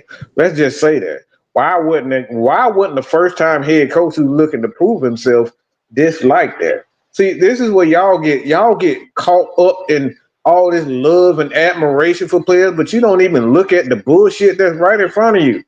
Arthur Smith, a guy that's coming in, he's gonna make one of the greatest, most popular guys in Falcons history, public enemy number one in his first year as a head coach. And he has never, not his first year as a head coach, first job as a head coach. He's gonna do that and he's gonna screw himself out of that. That does not make any fucking sense. But y'all head is so far up his little left rectum cheek, okay? Y'all ain't taking the time out to even think that Quinteros may not be telling the whole truth. I'm not saying he lying about something, but something ain't adding up. There's something that's been look. That's something about that situation where Julio Jones, and this is where I got a problem with, because people keep talking about he fucking deserved because he's Julio Jones and he's one of the reasons why the Falcons were successful. Yeah, so was the left tackle Jake Matthews. So was the left guard Adam Levitre. So was the center Alex Mack, and so forth and so on. Julio wasn't the only person. Right. So what we got to start doing? So we got to go down the line and say, "Hey, Jake Matthews, I'm gonna call you, man. We about to hire this head coach." No. Ain't nobody finna do that. I'm gonna hire the fuck who I want to hire. I'm gonna take your thoughts and your thoughts and opinions in consideration when I'm hiring a guy. But I don't have to do anything because it's my motherfucking team. This is my motherfucking team. This is my motherfucking channel. This is K-Styles' motherfucking channel. This is Juan's motherfucking channel. He don't have to approve shit. He don't have to run shit by y'all. Y'all motherfuckers think because he was there and a part of success that he fucking do something for fucking what? Bitch, please. Y'all entitled son of bitches. That's Because all it is. Julio Jones, you entitled because y'all like Julio Jones and he got 15,000 fucking receiving yards in his fucking career. So guess what? Terrence Martin is one of the greatest fucking wide receivers in his fucking franchise and one of the greatest wide receivers I've ever seen. But guess what? The Falcons ain't calling him. You motherfuckers ain't sitting up here. Y'all ain't really up here campaigning for Terrence Martin to have a say-so in the motherfucking with the team. Y'all ain't doing none of that. Y'all ain't campaigning for damn Jamal Anderson to be the dirty bird representative. Y'all don't give a shit. Nope. Y'all entitled son bitches because y'all love Julio. Period. And that son bitch got some motherfucking nerve to talk about, I just wanted to be involved. Man, shut the fuck up and catch this goddamn Matt Ryan pass. Shut the fuck up and run that goddamn route. Shut the fuck up and catch a touchdown or something that you can't motherfucking do over your fucking career. Shut the fuck up and actually talk back. Because when Roddy Wright was going through his whole message, that whole thing with damn Kyle Shanahan, that son bitch got quiet. He was a real good citizen when Kyle Shanahan was here. That motherfucker didn't speak up for his homeboy. He didn't speak up for his homeboy. He didn't get on national TV and say, yeah, shout out to my boy Roddy White. He ain't do none of that shit. But he deserves a motherfucking voice with the team. Get the fuck up out of my face with that bullshit. Well, first of all, Go ahead, first of all, Julio Jones does not have the cachet. He does not have the cachet to request that. Ain't one motherfucker on a football team, on any football team, could have that cachet. And this is only half the time, and that's quarterback. Mm-hmm. Period, point blank. Mm-hmm. He didn't have that cachet. And then the problem I got with it is you wasn't an example setter enough, bro, to be asking for that type of power. You wasn't no example setter. Like the mere fact that he acting all dumb about why folks pushing the narrative that he didn't practice. It wasn't a narrative. It was common knowledge. Like everybody around the league knew Julio Jones didn't practice. Mm-hmm. Like, dude, they used to make up jokes about Julio Jones. Must be third down. No Julio Jones. Mm-hmm. And guess what? Through all of that, Julio Jones was still the fastest 5,000 yards, the fastest 8,000 yards, and the fastest 11,000 yards. Julio Jones has 60 touchdowns with the Atlanta Falcons. All right. Matt Ryan threw for 384 in his career. So in case you want to goddamn, let's just get it understood now. Let me ask a question. I got 3 questions for y'all because I like Julio Jones too, but let's get it right. When Julio Jones left Atlanta, did he take it with him? Did he take Atlanta with him when he left? That's question number 1. No. Okay.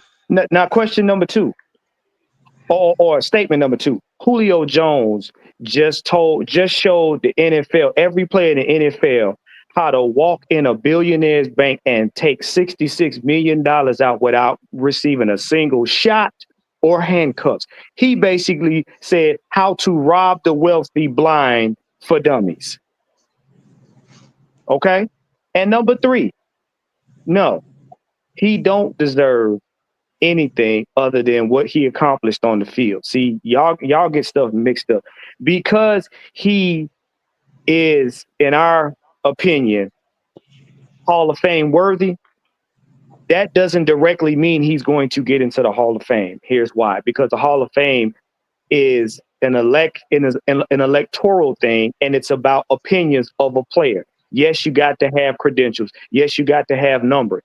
Because if it was all about numbers, then some of our greats who aren't in it still would be in it.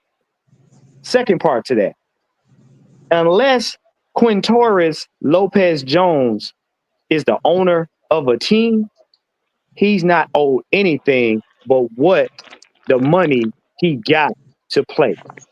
Y'all got to stop trying to put your entitlement on your favorite player and say, well, because I believe he's this, that, the other, he's not on anything. Not one damn bit outside of his contract. And his contract was stated that he's a wide receiver.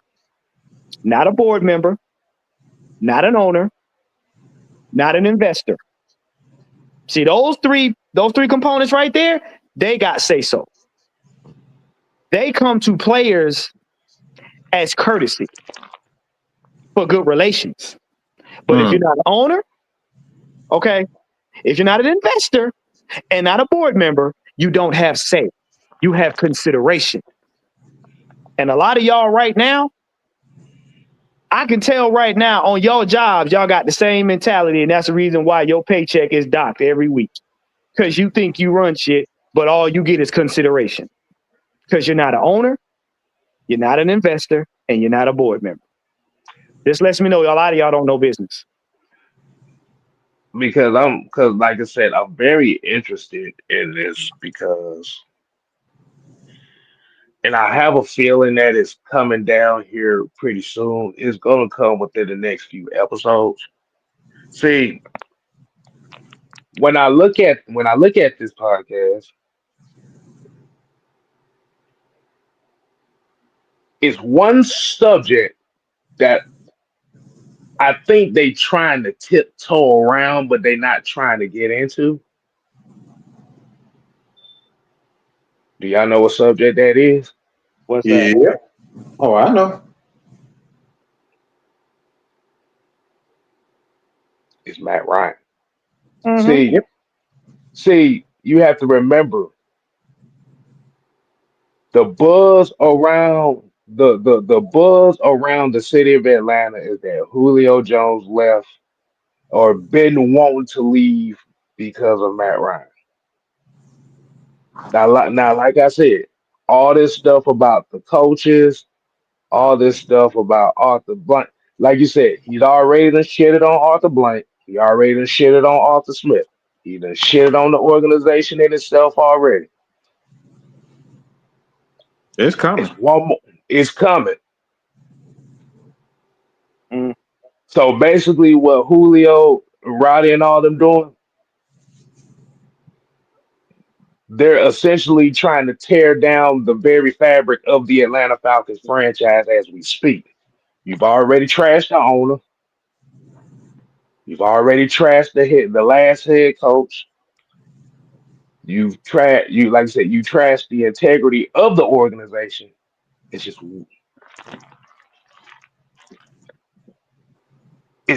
one more coming. Mm-hmm. And he looks like he's itching to say it, but it looked like he's scared to say it. The implication that comes with that. Yeah. Again, and I'm gonna correct Tank again. No, Tank, he is not guaranteed to get into the Hall of Fame. It's still by committee. Yes, he has to have numbers. Mike has said this, but it's not it's no guarantee. It's a great possibility, yes. I mean, T.O. had great numbers, and it took him 2 times, so there's no guarantee. That's what I'm saying. I'm like, do I think he'll get in there? Yeah, someday, but it's no guarantee. They just gonna dump him in there and see. Here's what y'all don't understand about the Hall of Fame and what now. The NFL and the NFL owners watch what you say on social media. Again, it's by committee. This is why y'all. I'm teaching y'all how to think like adults instead of kids playing Madden.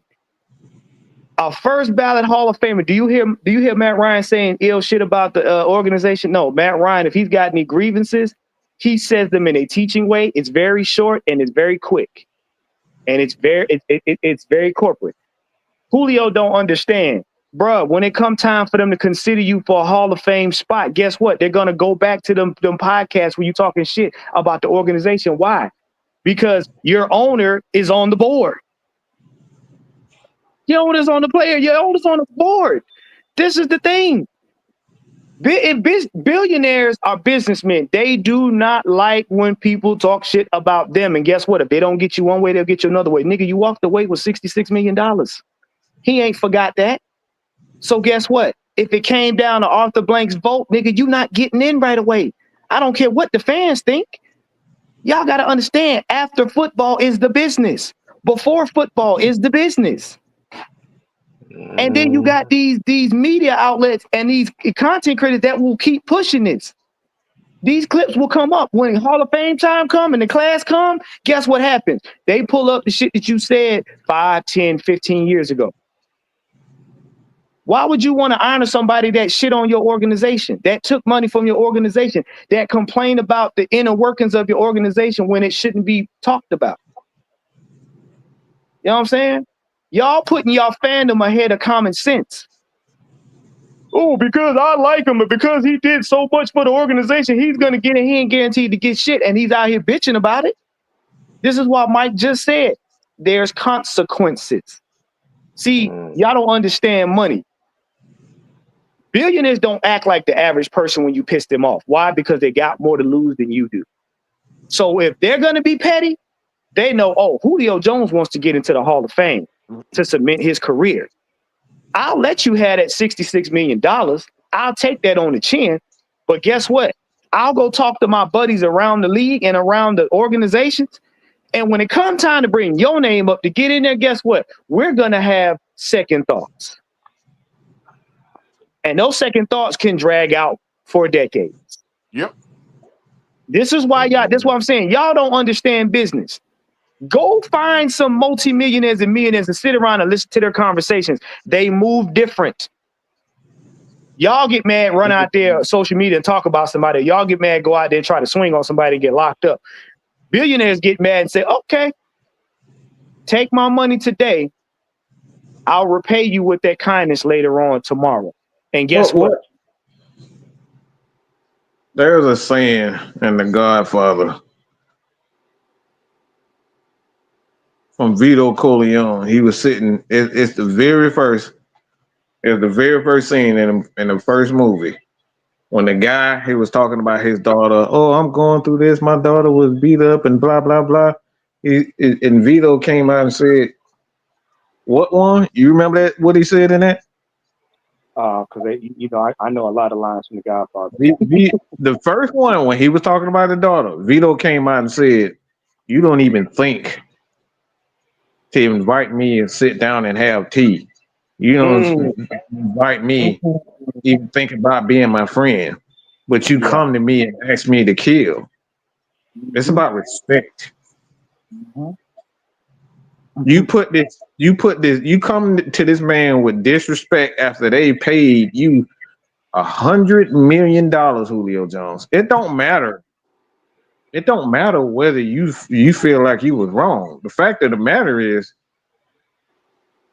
guess what he did? He put this man's name in the dirt. He put his organization in the dirt. He put his family name in the dirt.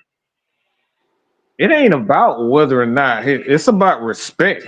And some of you see one thing I will never ever do is disrespect the people that taught me. That's why you won't see me talk shit about Dan. Unintentional grounding, yeah. I learned a lot from him. Do you see me talking crazy and reckless about him? Because we don't do work together like that. He's doing something else? Absolutely not. We respect the people that allowed us to get to a certain comfort level in our lives. But we got these bitch ass new school motherfuckers that they don't give a shit about respect, but they want respect. This man made you a millionaire 100 times over, and you got the mitigated gall to get on a fucking podcast and talk shit about him. Why you think a guy like Michael Irvin would never talk down on Jerry Jones, regardless of who he is or what he's done or what he says? Because he don't have to get Mike Irvin out the motherfucking gutter. Opportunities. That's it. Y'all don't respect that. People look at you and see something good in you, And instead of saying thank you for giving me this opportunity to change my life and change who I am as a person, y'all say, well, he didn't make me the second in command. He didn't make me the leader. The fuck out of here. This man gave you $100 million and you acting like that's nothing. It's Why y'all? disrespectful what Julio's doing. Why y'all think Vic is at? Why y'all think Vic is at the training camp? Why y'all think Vic is at the OTA? Mm-hmm. Because Vic grew up. He went to another organization. He got coached by one of the second best head coaches in the league. Turned back around and found out, hey, you know what? A lot of this shit I brought on myself. Let me go square it up with blank. Went back and squared it up with blank. Humbled himself, and you see where he's at right now. Guess what he got? He got a head coaching job at his old alma mater. And then he's able to come back and mentor at the same place where the billionaire gave him an opportunity. All of the fucking up he did, he made it right. He ain't go on no podcast and bitch about the fact that, you know what I'm saying, didn't nobody have his back during the dog fighting Arthur Blank didn't get back to me. Tanky Poo, sit your little punk ass down and grab a titty bear, okay? Because you doing a whole lot of goddamn whining right now.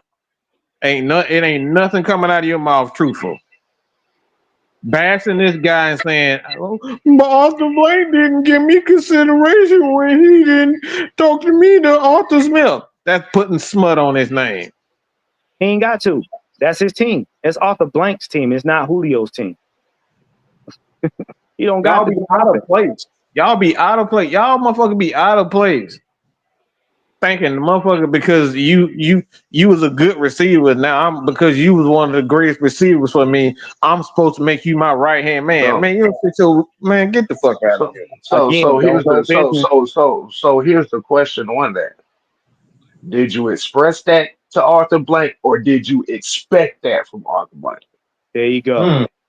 There you That's go. the question. There you go. Did he go to Arthur Blank as far as say, okay, I would like to have some consideration, or did you expect it? What? Hey, I wonder, does anybody know the difference? But see, the Hey, difference Kev, is, hold on one before you go, because I got a question for you. okay, When we met at the Benz, yeah. it was about personal stuff, right? You know, it was if I needed to get to know you and everything, and because Mm-hmm. like I told Maggie, hey, I want to meet up with Mad Mike, Mm-hmm. to a creator at that time. Mm-hmm. So when we proposition you on the opportunity, what did I say to you? He told me, he said, look, man, I think you got what it takes to be a great content creator. He said, look, all I need you to do is two things. Remember this, you're going to have tough skin. And he said, I want you to be yourself. And then the third thing he told me is, hey, follow Kev, because Kev going to teach you what to do. That's seeing things in people. That's what it is. If somebody sees Arthur Blank didn't have to, like he could have easily vetoed Thomas Dimitrov trading for Julio, but he said it was okay. He could have easily vetoed that. It's like, nah, look, I like Julio, but we ain't trading down all our damn picks to do this. He could have easily said that. Julio could have been in damn Cleveland somewhere, all we know. But he didn't do that. He gave that man an opportunity. Again, they go back to what we were just talking about. Like people just think because you got on the field and you played hard and you got certain numbers that you obligated. Going back to what Kev said too, you're obligated to be considered for a position instead of being a man and saying, "Hey, Arthur, man, look, I think I can kind of add a little bit. You know, I want like I'm considering being a coach at the end of my football career. Can I kind of help y'all out in the front office, kind of prepare myself for the like he could have easily said that. He didn't. I don't know if he did that, but that's what K-Star is saying. Did he present? Did you present suggestions? Did you present yourself to get consideration to help with decisions, or did you expect that, or did you expect them to come to you because you are Julio Jones? Mm-hmm. Okay, That's really the only thing I have to say on that. I got a question for that. Okay, you got to look at it too. If you have an employer and you have a good relationship with your manager, and let's just say your manager bust their ass to give you, and you in a certain area, your manager bust their ass to give you a raise in that specific area, and you take that raise and then go to another area. How in the bloody hell are you gonna come back and face that man and ask him for anything? How are you gonna even have an expectation? Because here's what business does. Business, a wrong in business will be quiet on the front end and be loud on the back end. Because guess what? You took $66 million from this man. How are you going to face this man without writing that wrong and have the audacity to have any kind of expectation for anything? You don't. This is the reason why. This is the reason why he's on a podcast saying that, because you know you took this man's money and you ran. So all you got is justification, because you ain't gonna talk about the money that you took. Did you give it back? Did you walk back in the office and say, "Hey, blank, I'm having the second thoughts about me being on this team"? No, because you whined and cried for the money to begin with. Blank gave it to you on good faith and you dipped. So there ain't no consideration. Blank ain't got to consider nothing. He can consider you a thief. The thing That's about it, business. the thing about it is, let's look at the optics of this. The optics is you were a guest on a nationally vindicated TV show and told the host, Atlanta, yeah, I'm out of there, which shocked the world. That shit went viral.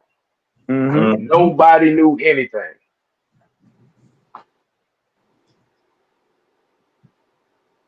The thing about it is, nobody knows why. Hmm. Nobody knew why at that point in time. Everybody, even the I mean, I teammates, mean, right? Cause remember, Grady Jarrett, Grady Jarrett had smoke for him. It was Grady Jarrett that had smoke for him. Matt Ryan was kind of mad because, for those that don't know, in order for Julio to get that guaranteed money, Matt Ryan had to sacrifice some money. Him, Grady Jarrett, and Jay Matthews literally had to sacrifice money to try to that keep Julio means here give to up get they. that contract extension.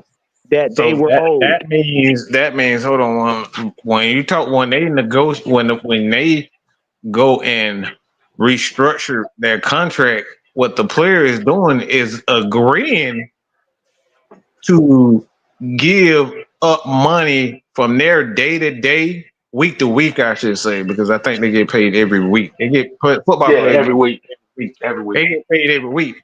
So they gave Julio their weekly check, a lot of their weekly check, for Mm-hmm. him Right. to be paid, because you're only allocated about $200 million of franchise.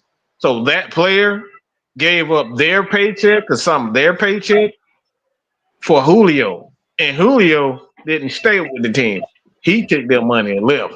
So the guy that's standing there, they sitting there with a smaller check because Julio decided Mhm. he wanted to And leave. and guess what that restructure did? All those restructures and the guaranteed money from Julio Jones is what put the Atlanta Falcons in that cap hell that Arthur Smith was the only coach willing to be the head coach of this team. Yes. Right. Because you not only steal from the owner, you not only steal from the board, you not only steal from the investors, you not only steal from your sponsors, but you steal from the team and the future players that have to come up in the draft. See, this is what y'all not understanding. Y'all thinking, and y'all thoughts is like a sheet of paper, one dimensional. It affects everybody because now you take away from the cap, which is then considered to be used partly for the draft. So now you got to make ill-fated moves on the team to let some good players go, mix some around. Why? Because your offseason is in chaos. Because now you're trying to make up the money that was lost. You sitting at home in your ashy drawers with $66 million and ain't nobody coming to see you. This is what y'all understand. But y'all looking at it from the aspect of, his popularity. The man took from a lot of people. So you have no entitlement. You have no correspondence. Because let me ask you something. If you got paid and then decided not to come to work, guess what? You'll get fired. You get fired. Because you have to remember. And in some cases, depending on who you work for, if they got a clause in your contract, you can get sued for that. That's what I was about to mention. You can get your pay. You can get your pay docked for that. Yes. Look, unemployment and everything, bro. So Chauncey, what you think about that, man?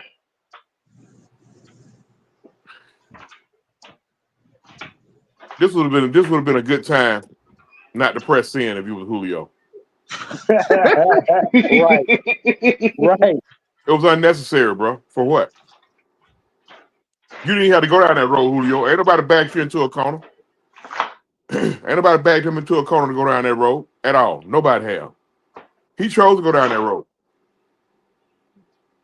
And at true form, I hate fans like, not literally hate, but I just hate a type of fan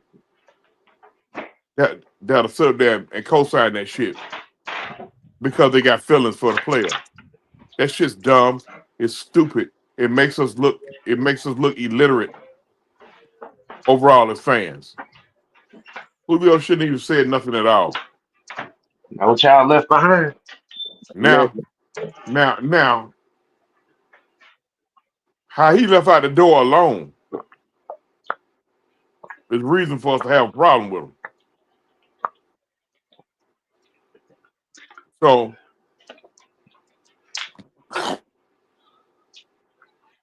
it just, bro need to just shut up. He need to quit talking right now because he gonna get in that pickle when he gonna have to answer more questions. He gonna go more in depth in the shit, and then that's when he gonna really pull his skirt up. Right. You know something? Y'all remember when? And I know Mike, we got the information today. Y'all remember when Julio was before he left, when he got caught up in that cannabis foolishness? Y'all do realize he wasn't sitting on his ass in his house with all $66 million because he owed some people some money for fucking up, and they came after him legally. See, this is what y'all don't understand. You can tell when a person owes somebody big enough and the moves that they make, and then I'm gonna go on the backside of it. Look at what happened afterward to let you know he didn't have the amount of money he had. Once he left Atlanta with that money, whomever decided to come after him legally for that little cannabis scandal, guess what happened? He had the team hop now. He had the team hop because guess what? You sitting down not playing, you're not getting paid. So you got the team hop. Because whatever money that they take from you, legal fees and all that stuff, you got to recoup that. That's why he was hopping from teams. You want to know why he retired? Because he was bad for business. And he was bad for business. His body was badly banged up. And he wasn't that dude no more. So wasn't nobody going to dump a bunch of money on him because why? Owners talk. Owners talk. He had to retire because nobody wanted him. He was he forced himself out the NFL. Nobody wanted him. After he left Atlanta, he was on 3 teams in 3 years. Thank you. But we talking about giving that guy right there after he got traded 3 teams in 3 years. But we supposed to give that guy more say with our organization. That's insane, guys. That's insane. But that goes back to the theme of what tonight's show is. Popularity is more important than production There you go. Mm-hmm. to some fans. Not Mhm. all fans, but Not to all some fans. right. I just want to make sure I throw that out there. So, Yeah. I mean, if you get a hit dog a holler, I don't give a fuck. Holla, holla, holla. But Didi here said, I don't think a lot of people understand that Julio really set the whole team back. He did. Yes, He did. because you had to think about it. Julio Jones had 2 years left on his deal before he got that extension, but he had no guarantee money left. Mhm. See, a lot Okay, of people, kids. a lot of People people don't know. understand the money, kid. They don't understand the money. I'm gonna explain the money after you finish. Okay, a lot of people know that the players care more about the guarantees than the yearly salaries. Yep. Because guess what? The key word, guarantees. If you hit this, you get that money. That's why a lot of players don't like playing under franchise tags like that. Yeah, your salary that year is going to be on par with the top salary at your position, but you get no guarantees to go with it. You don't got no season guarantees or anything. Mhm. The problem that happened with is it, the Atlanta Falcons at that point in time, before he got that extension, they was already heads are barely above water at that point in time. If I remember correctly, I think they was like barely Mhm. 7, 8 over the cap. Mhm. Yeah. Yep. But what ended up happening is Arthur Blank wanted Julio Jones to stay. Mhm. Julio Jones wanted to get paid. Remember, was it Antonio Brown or was it Michael Thomas that got paid? I think it was Michael Thomas that got paid before him. Come on, Mhm. Slan Thomas. Yeah. Slant Thomas, yeah. Mhm. So he wanted to be the highest paid in the league. Here's the problem. You only got 8 million over the cap. How you gonna make it work? And guess what happens? Mhm. You had to take money out. They said, and they had to negotiate. Like I said, they had to negotiate with Matt Ryan, Jake Matthews, Grady Jarrett, Deion Jones, and I forgot somebody else they did. These four guys agreed that they were going to take less money coming up to go all the way to the back end for Julio Jones to get paid. The biggest problem is when that extension, when it was time for that extension to kick off, he wasn't even on the team. Remember, it was a 3 year, $66 million deal, in which Mhm. 64 million was guaranteed at signing. Mhm. Let me There. say that again. 64 million was guaranteed at signing.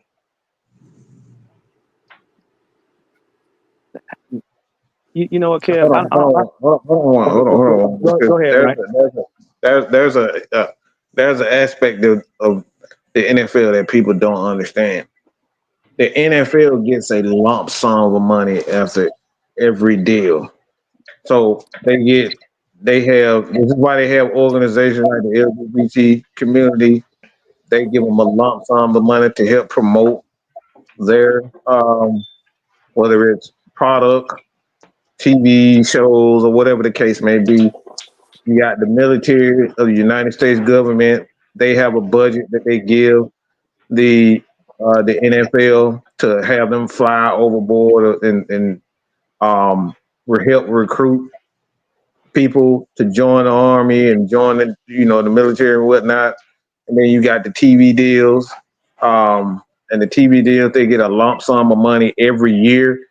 The Mhm. NFL. So what the NFL does is with their 32 teams, they have to properly distribute that based on which team is bringing more of the audience, was bringing them audience. Peter is another one also. So they have all of these organizations that put all that money into the NFL pie. In the NFL, they negotiate what the owners of the team are cut.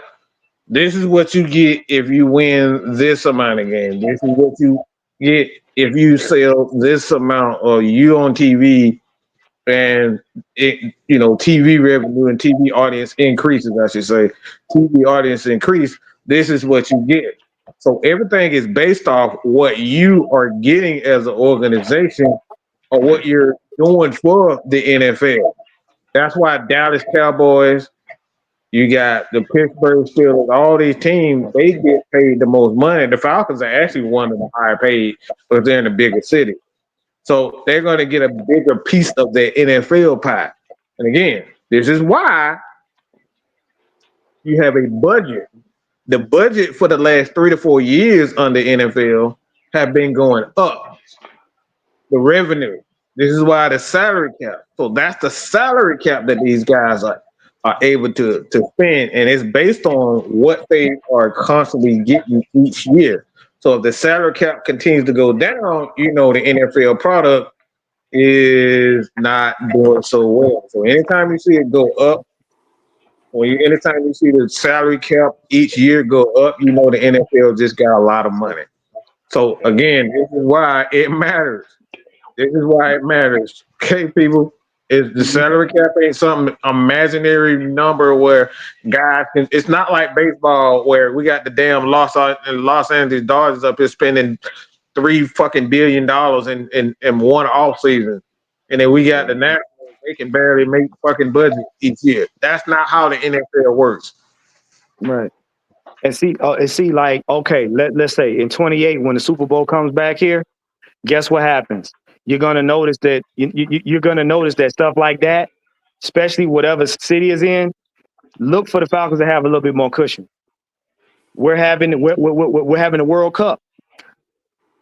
Look what happens when cities like that get more exposure. That's more people that's gonna hang around. That's more people that's gonna watch football when football season comes around. American football. That's what y'all gotta understand. But let me bring it home to you. Imagine you being at work and your boss come to you and say, all right, I need you to take a pay cut so that such and such will have some money to give his family. Just for him to turn around and say he quit the next day. Now you got to explain to your family why your check got cut in half on behalf of another nigga that ain't gonna say sorry to you at all. He ain't gonna say sorry to the fact that you was planning on eating steak and now you got to have Spam. Oh, I'd be mad as hell if I had that. Thank you. You didn't work 40. You didn't work the same amount of hours that nigga did, but your boss come to you and say, we hey man, look, dude is on. Your buddy's on. He's kind of having a rough time. We just want to make it fair. We're gonna need you. We're gonna dock a little bit of your pay to help him out and everything like that. Now he a good dude as far as on the floor, but all of a sudden he decide, oh damn man, I gotta pay that. I'm up out of here. I'm tired of y'all motherfuckers anyway. But you got to go home and explain to your family why your kids got to eat off-brand cereal. Man, fuck that. They had me do some shit like that, motherfucker. I'll be walking out. I'll be walking out with that motherfucker. That's what I'm talking about. Fuck you. But y'all want us to understand why he's justified for having his money and justified for his position. No.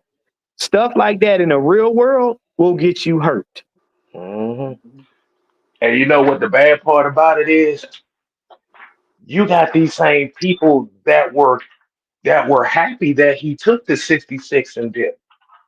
Yeah. Why? You just proved my point. Why, K-Style? Because most of these motherfuckers don't think this damn team is worth a damn. Hence why the popularity culture has to be enforced. Because again, y'all are not going to grade this team by if we can get in the playoffs or we can get to the NFC Championship. Y'all only going to grade this team by the Lombardi Trophy. And until we hit that milestone, nothing else matters.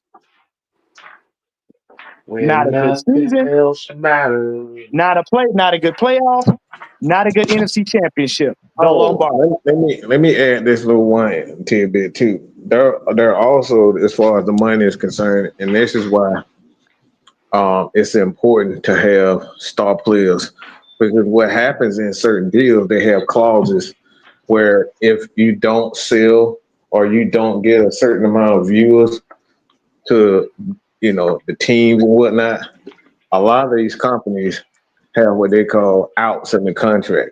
So if you don't reach a certain number in the NFL, guess what happens? That company can decide to terminate the deal. Mm-hmm. So that's why what guys like Julio Jones are doing, stealing money for the organization. Guess what happened if they decide to terminate the deal? Get who y'all think got to pay the NFL or pay that money? Arthur Blank. It Arthur ain't. Blank. It ain't Julio. It ain't Julio Julio. damn sure. Julio, Right. Julio like Plies. He ran off on the plug twice, Ran goddamn. off on the plug.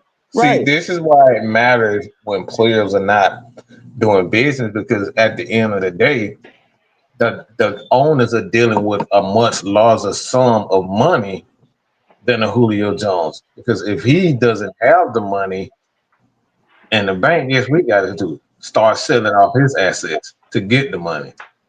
Mm-hmm. And that Also, right there, my friend, goes back to what you're saying is get that boy hurt. You can get hurt doing stuff like that. yeah. And let me say it like this. And that, ladies and gentlemen, is the reason why they drafted Bijan Robinson over Jalen Carter. Oh, and I'm glad you said that. Why do y'all think right now we got 5 primetime games? It ain't now. I'm before y'all start digging in your bag of excuses. I'm gonna let you know it ain't because we made it to the playoffs. It ain't because they think we're Super Bowl bound. It's because Bijan Robinson and Michael Penix Jr. will bring viewers. Viewers bring money, and sponsors like viewers to see their stuff and buy their stuff. So we got 5 primetime games so that the Falcons and their sponsors and their board members and investors make money. Mm-hmm. At That's the why. end of the day, at the end of the day, the fans care about the championships, but the organizations have to make money in order to keep the team in the city. Yes. Because if they don't make no money in the city, guess what? Atlanta Falcons, bye bye. Yeah. They got to Yeah. find somebody that's going to be willing to take the responsibility. Do you not understand why do you think why do you think the quarterback of the Tampa Bay Bucks is so highlighted? Why do you think Baker Mayfield is so highlighted? Why? Because he's Mr. Progressive. Okay. Because Hmm. he's backed by that insurance company. That insurance company is a sponsor of that team. Why do you think Atlanta The Atlanta Falcons right now, they're in prime position because the city is having major sporting events coming here within the next 3 years. So guess what that does for us? We got to make sure that we get a piece of that money. Guess what a World Cup gonna be? In the bins. Hmm. They got. Why do you think Blank made sure he has a soccer team in the bins? Because guess what? It's a good look. And guess what? The Falcons gonna get a piece of that because that money's not is not only gonna get allocated to the soccer team, it's gonna get allocated to the football team. This is why we tell y'all the stuff going on in this city right now. Atlanta Falcons is prime time for everything. So if they win games this season, if they get as far as they can get this season, it's a good look on us and the city. That brings in money. And the thing about it too, one. The thing about that World Cup coming here next year. Woo. I think they said. I think they said we. I think they said we're going to be hosting like maybe like 4 games. I think it's like 3 or 4 games. Do y'all know that them 3 or 4 games have the possibility to bring revenue of about 2 billion for 3 games? Them What I three, say about? No, I say about that. I think. because they're doing 16 cities. So it's 16 cities. I think it's 12, 16 cities. The World Cup itself, the revenue for the entire World Cup is like right around like 8 to 10 billion. So That, Atlanta probably get about they'll probably get about 700 million, 800 million out of that in itself. Well, I say about 600 million. do y'all know? Do y'all know those 3 or 4 games in the World Cup in Atlanta is going to make more money than the Falcons are going to make all season long, and to include the Braves, because you got to think about it. The World Cup is seen by the entire world. There Now, you guess go. what? You have a 2026 World Cup event at your Benz, and then turn around and guess what? Now you've got people in countries that really didn't pay the Falcons attention are paying a Falcons attention when it comes time for the fall. Hmm. Because you just got maybe 300 million more viewers to watch the game, whether they are fans of the team or not. So, Because everybody that come here for the World Cup ain't leaving. and Nah. that's what matters, people. So this is why I know this is a long live, and we broke down why the things that players do is problematic to organizations. These aren't the things that y'all care about, but stealing from owners like that a lump sum of money, $100 million. Look, that ain't no chump change, bro. That's not no chump change. It matters. Just They got think to about it like this. Julio's contract made Matt Ryan's contract more expensive. That's just the simplest way to put it. Yep. Mm-hmm. Do I need to say that one more time for the people in the back? Mm-hmm. Yep. Julio's contract extension made Matt Ryan's contract more expensive. For Yep. those who complain about Matt Ryan's contract. Mm-hmm. Restructuring deals is a good thing and a bad thing, just like Mike said.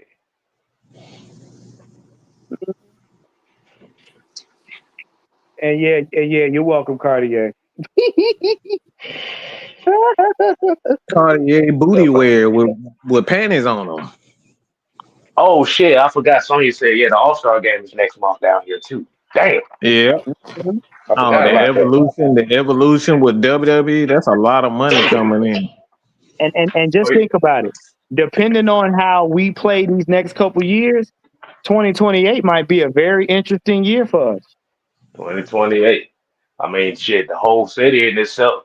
Well, of course, well, according to Forbes, Atlanta's the number one gentrified city in the country, Yeah, and now y'all know why.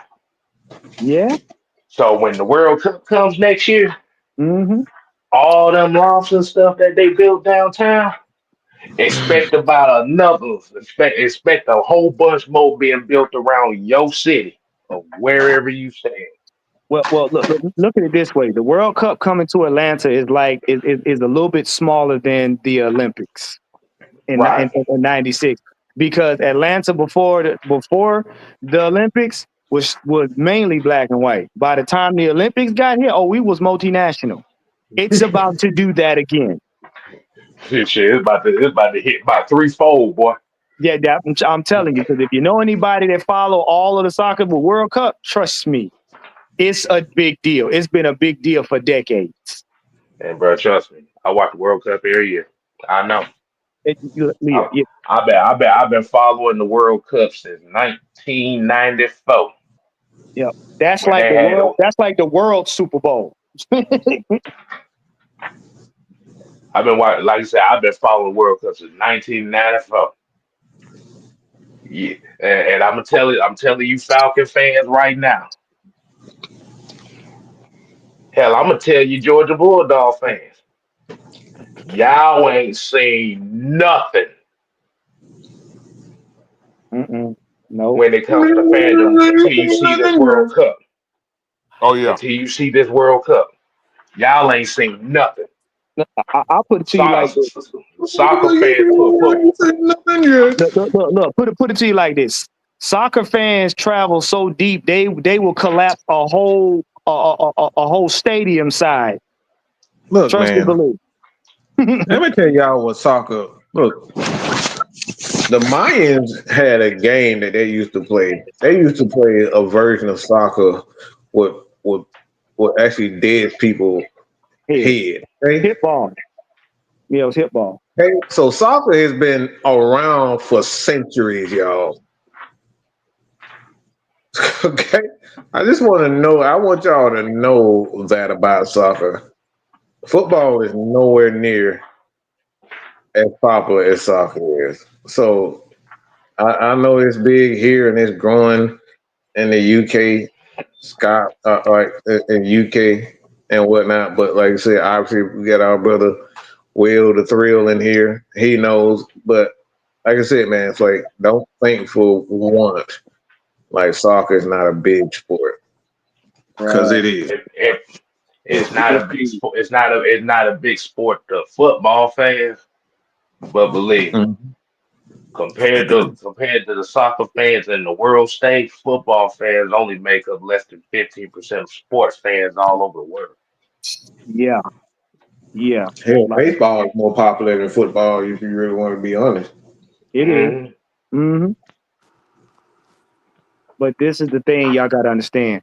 We live, a lot of us would live in a very small bubble. If you really a fan of sports, you understand there's an ocean that would drown out this entire fandom very quickly. So y'all got to stop putting y'all fandom ahead of common sense. Do your research, do your homework on the sports in general. Do the business aspect of it. You're not gonna get this from no other content creators because they care about popularity.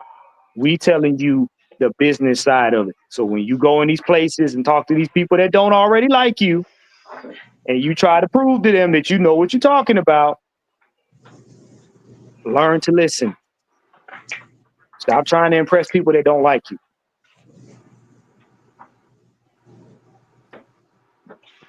and on that note, y'all, I'm gonna get up on out of here. Is it Cardi? Hold on. Jarvis, what's up, man? What's going on, man? What is going on? What's going on, bro? Appreciate that. That's one of our that's one of our day ones right there, man. Y'all show Day Jarvis some one. love, man. One of our day ones.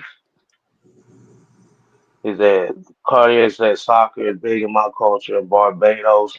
Handball, no diddy. Okay, so he's from Barbados. Yeah, Caribbean soccer, cool. Man. Oh Yeah. yeah, yeah, I yeah, believe yeah. that. They love that, man. They love it. See, Oh, I know. Look. One my family. My nephew, his dad is Haitian, and that's she is Jamaican, and believe me, I don't think people realize there's other sports that is. I'm talking about huge. Yeah, soccer's life down there, man. I'm part Caribbean man, myself. I'm part I'm gonna Caribbean tell you, myself. I know. I ain't Caribbean. I don't know, so I can't really say. But my first soccer experience is watching Team USA get they asses get get get get towed out the frame by Germany in the '94 World Cup. That was my Oh, first yeah, experience I right there. remember Good. Look. Trust me. You look. I'm gonna tell you right now. You watch the World Cup and drink beer, because I'm telling you right now. Oh If y'all think your man, emotional upheaval is with the NFL, you ain't seen nothing till you watch World nigga, Cup. man, bro, I forgot what was the two countries that actually had a civil war over a soccer game. What was it? It was Peru Oh and yeah, one. damn. Yeah. Dang. Look, man, they so serious about that shit. A few years back, a dude fucked around and blew a soccer match, and man, he was executed. Ooh. Oh Yeah. yeah, That's what I'm yeah. talking about. When they down in Colombia, I think. Yeah, Yeah. uh-huh. Yeah. Mm, Y'all remember that? Y'all remember that report? Y'all remember them reports where they was at the soccer match and the crowd was so amped that they collapsed the seats. Yeah, a lot Half of the people got stadium killed. was out. Mm-hmm. This is what I'm talking about. When the last time you went to an NFL game? Dang, man, they tore up Lombardi Stadium. No, nowhere close. Leo said, Jamaica go hard for soccer. I'm mixed with both islands. Hey, shout out to Andy Williams, one of Jamaica's greatest soccer players. Shout out to Mr. Andy Williams. Listen, I'm gonna do the soccer great. Pele, drop the mic. Pele, boom. My all-time favorite, Edgar Davids. Shout out to him. And for those that don't know, Edgar Davids actually has a partnership with the Atlanta United Soccer Club. Yes, So, sir. so y'all made it. So if y'all want to look at some Edgar Davids classics, type in the Dutch Pit Bull. That's all you need to know what he was known for. Mm. I don't Hey, know jack shit about no soccer. I ain't gonna lie to you. but look, I'm gonna tell you like this. I'm gonna tell you like this. Pele was a Super Saiyan. He had Mike Davis's thighs and could kick a football upside down in midair. Bicycle kick. Bicycle kick. Yeah. Yeah, Bicycle kick. he was the look. He was the male version of Chun-Li. He was the male version of Chun-Li. Go look at the pictures. They got a picture with Pele. Hold on. Wilson. Wilson. We'll be lucky to get that. We got two great clubs, but our national team is ass. I think he's talking about. Hold on, Will. Are you talking about range? Because because I know he's Scotland, so I know the last time I remember when I was really watching it, I remember it was Celtic and Rangers. I wonder if that changed up. Ooh, Because I remember that rivalry, boy. Them folks used to fight. They used to fight in the stand. Oh, listen, they different. They different when they They, talk. bro. these motherfuckers fight in the stand. Look. You lose the soccer game, and they fighting in the stands. They will get out on the field and beat up the team while they beating up the people in the stands they don't like. Bruh. And I can't wait for the qualifiers because let me tell you something. It's gonna be some gangster. It's gonna be some wild shit. If they fuck around and put Russia and Ukraine in the same group play, Oh gosh, look. and they playing here, No, no. look. This will be the first time. This will be the first time you go to a soccer game in the bins with a gladiator outfit on, cause you know. No, Yeah, well, yeah, well. they gonna probably use that baseball soccer complex down there in Peachtree City. They gonna use that too. Oh, they building something now. They're building a facility in Fayetteville too, as we speak. Say, nah, motherfucker, y'all's game gonna be out in the country somewhere. So y'all You know blow what? shit. Yeah, y'all Fayetteville, get the fuck yeah. you know what? Yeah. Yep. Fayetteville not too far from Peachtree City too, so they gonna Yeah, probably use both of those yeah, sites. yeah. It's right over there by Trilliff. It's maybe about 5 miles from Trilliff where they do the movies there. Right. Trust me, they gonna lock y'all ass in the woods and let y'all have at it. Hold on, Can I hold say something on, real quick, hold man? on, hold on. Yeah, you gotta speak on that. Go ahead, Mike. Bro, this motherfucker Elon done suspended Donald Trump Twitter account. Yeah, That Well, motherfucker is you heard. petty, bro. maybe that nigga. Bro, This what you is say? why you don't piss off the IT guy.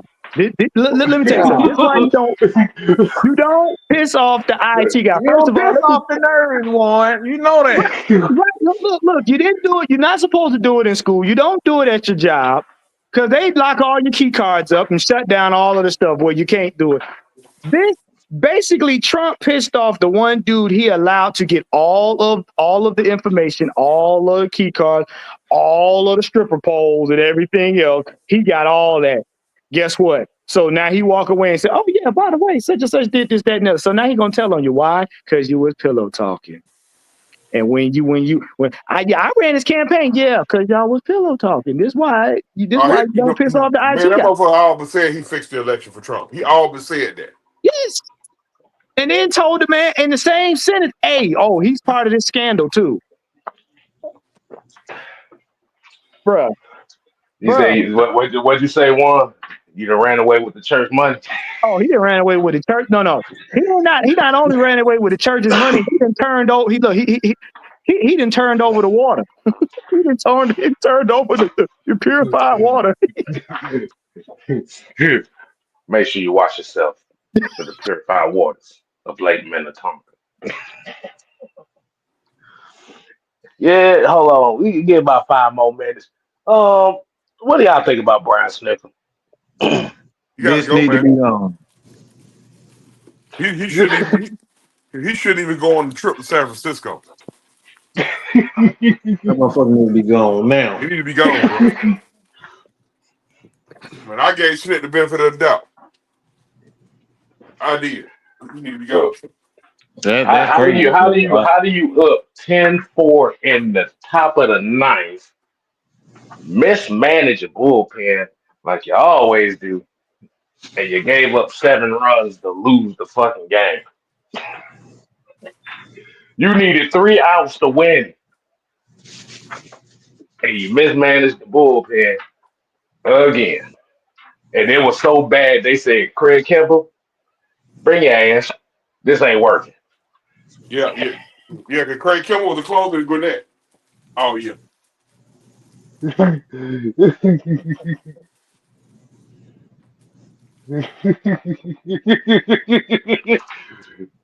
Goddamn bullpen. We got a damn closer named Josh Blewett. And he damn sure blew it today.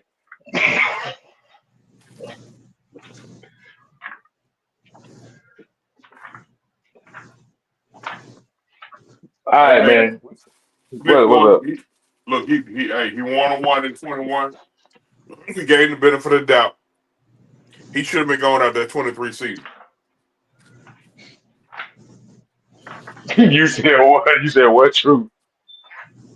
He should have been going out that 23. That 2023 season should have been gone. We gave him the benefit of the doubt.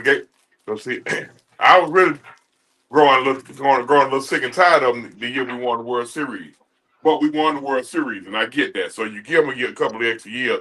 After that, Couldn't get his ass up out of here. He got to go. He look, him done all him gonna do. He did. Not. And now Double A. Now he's getting the microscope. He's getting them binoculars put on his front door too, because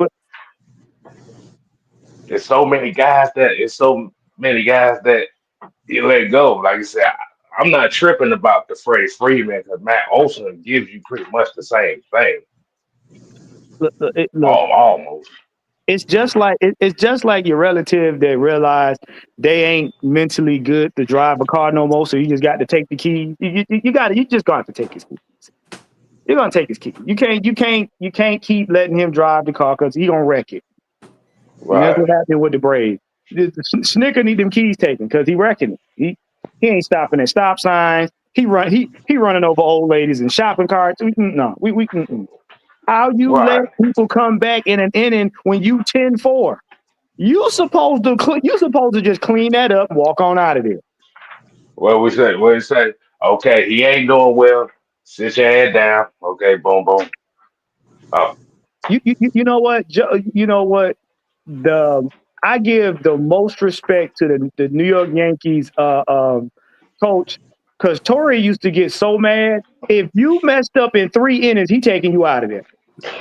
He ain't gonna wait till you get right there next to him in on the Yankees in terms of bats and stuff. He taking you out of there clean. If you pitching and ain't doing right, you gotta come off the mound, bro. Goddamn, Josh blew it by giving up 3 home runs. Nigga. Well, like, what? Yeah.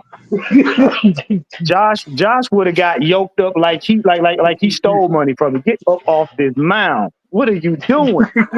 Oh, damn knuckleball. Look. I would have got fired for body slamming him on the mound. Like, what are you doing? 1 home run. Okay, shit happened. 2 home runs. No, get your ass up out of it. 3 is unacceptable. The 3, I'm coming out there to fight you.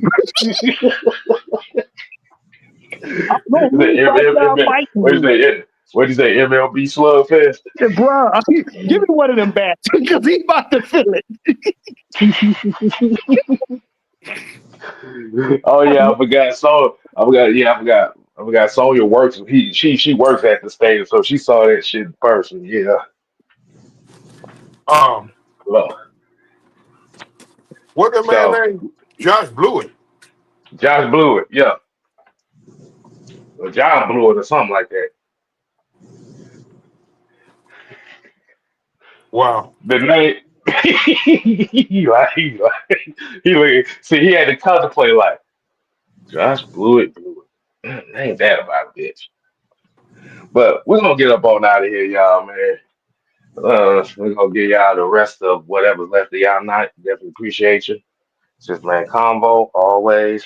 Juan, what you got for the end game tomorrow? I think we Okay. got. Oh. I think we got a very special topic, man. What you got for Mhm. Well, tomorrow night we're going to talk about the recent topic that K Styles brought up concerning Michael Penix Jr. him? and how his predecessors, how K Styles said, hey, a lot of people think Mike Penix is a combination of Matt Ryan and Mike Vick. Well, we're going to dive into that with some recent discoveries. Y'all going to love it. Mm, Y'all going to love it. mm. And true, we got a weekly recap coming up here soon. Yeah.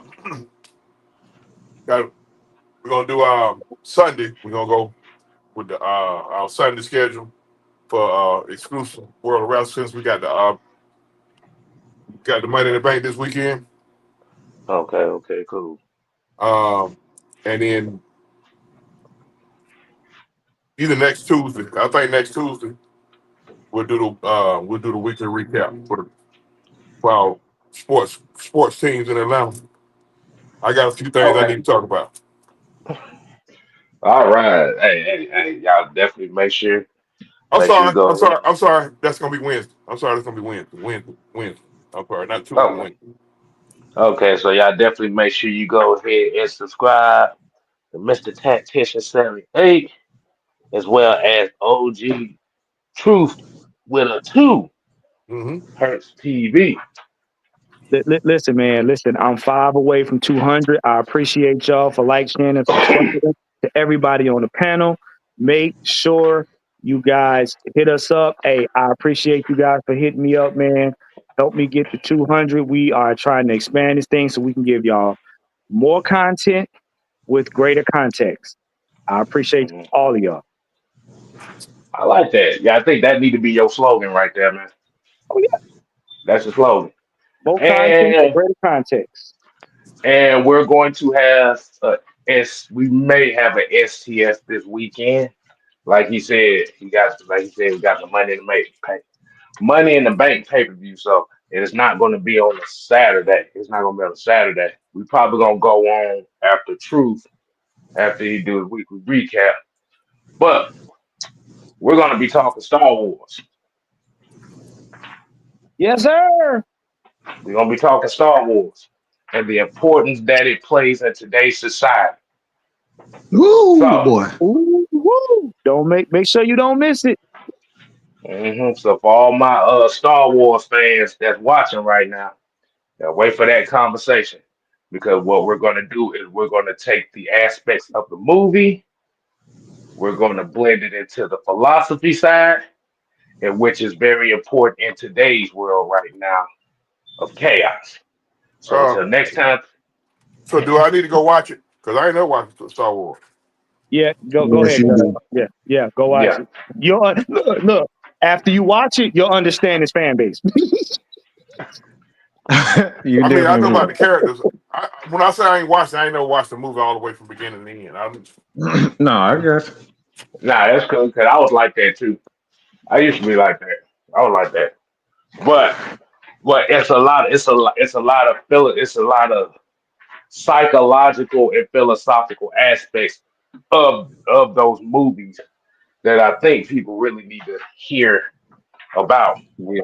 So till next time, people, we ain't here to play. Hell no. We here to stay. Ooh yeah, nigga. You ain't gotta go home. But you do need to go read a book. That and the damn Pacers getting their asses whooped right Yeah, not now. Well, see, K-Style, you gotta be hungry. Yeah. Nah, I told you, OKC with them mid-range jump shots, bro. I'm telling you, OKC is showing you, boy, the mid-range jump shots is still effective. And guess what? OKC, the youngest team to make it to the finals since 1977, age 25.6. Mm, Damn. because they're playing complete basketball, not just a 3-point shootout. But y'all ain't hear that from me. So OKC has to thank that Paul George trade because 80% of their roster came from that trade alone. So we out here, y'all. Deuces. Ada. Put your eyes back in your head. I got like flavor. Pry their eyes open and force them to see the truth. We will skin the sheep and sacrifice the weak. The unholy alliance has arrived.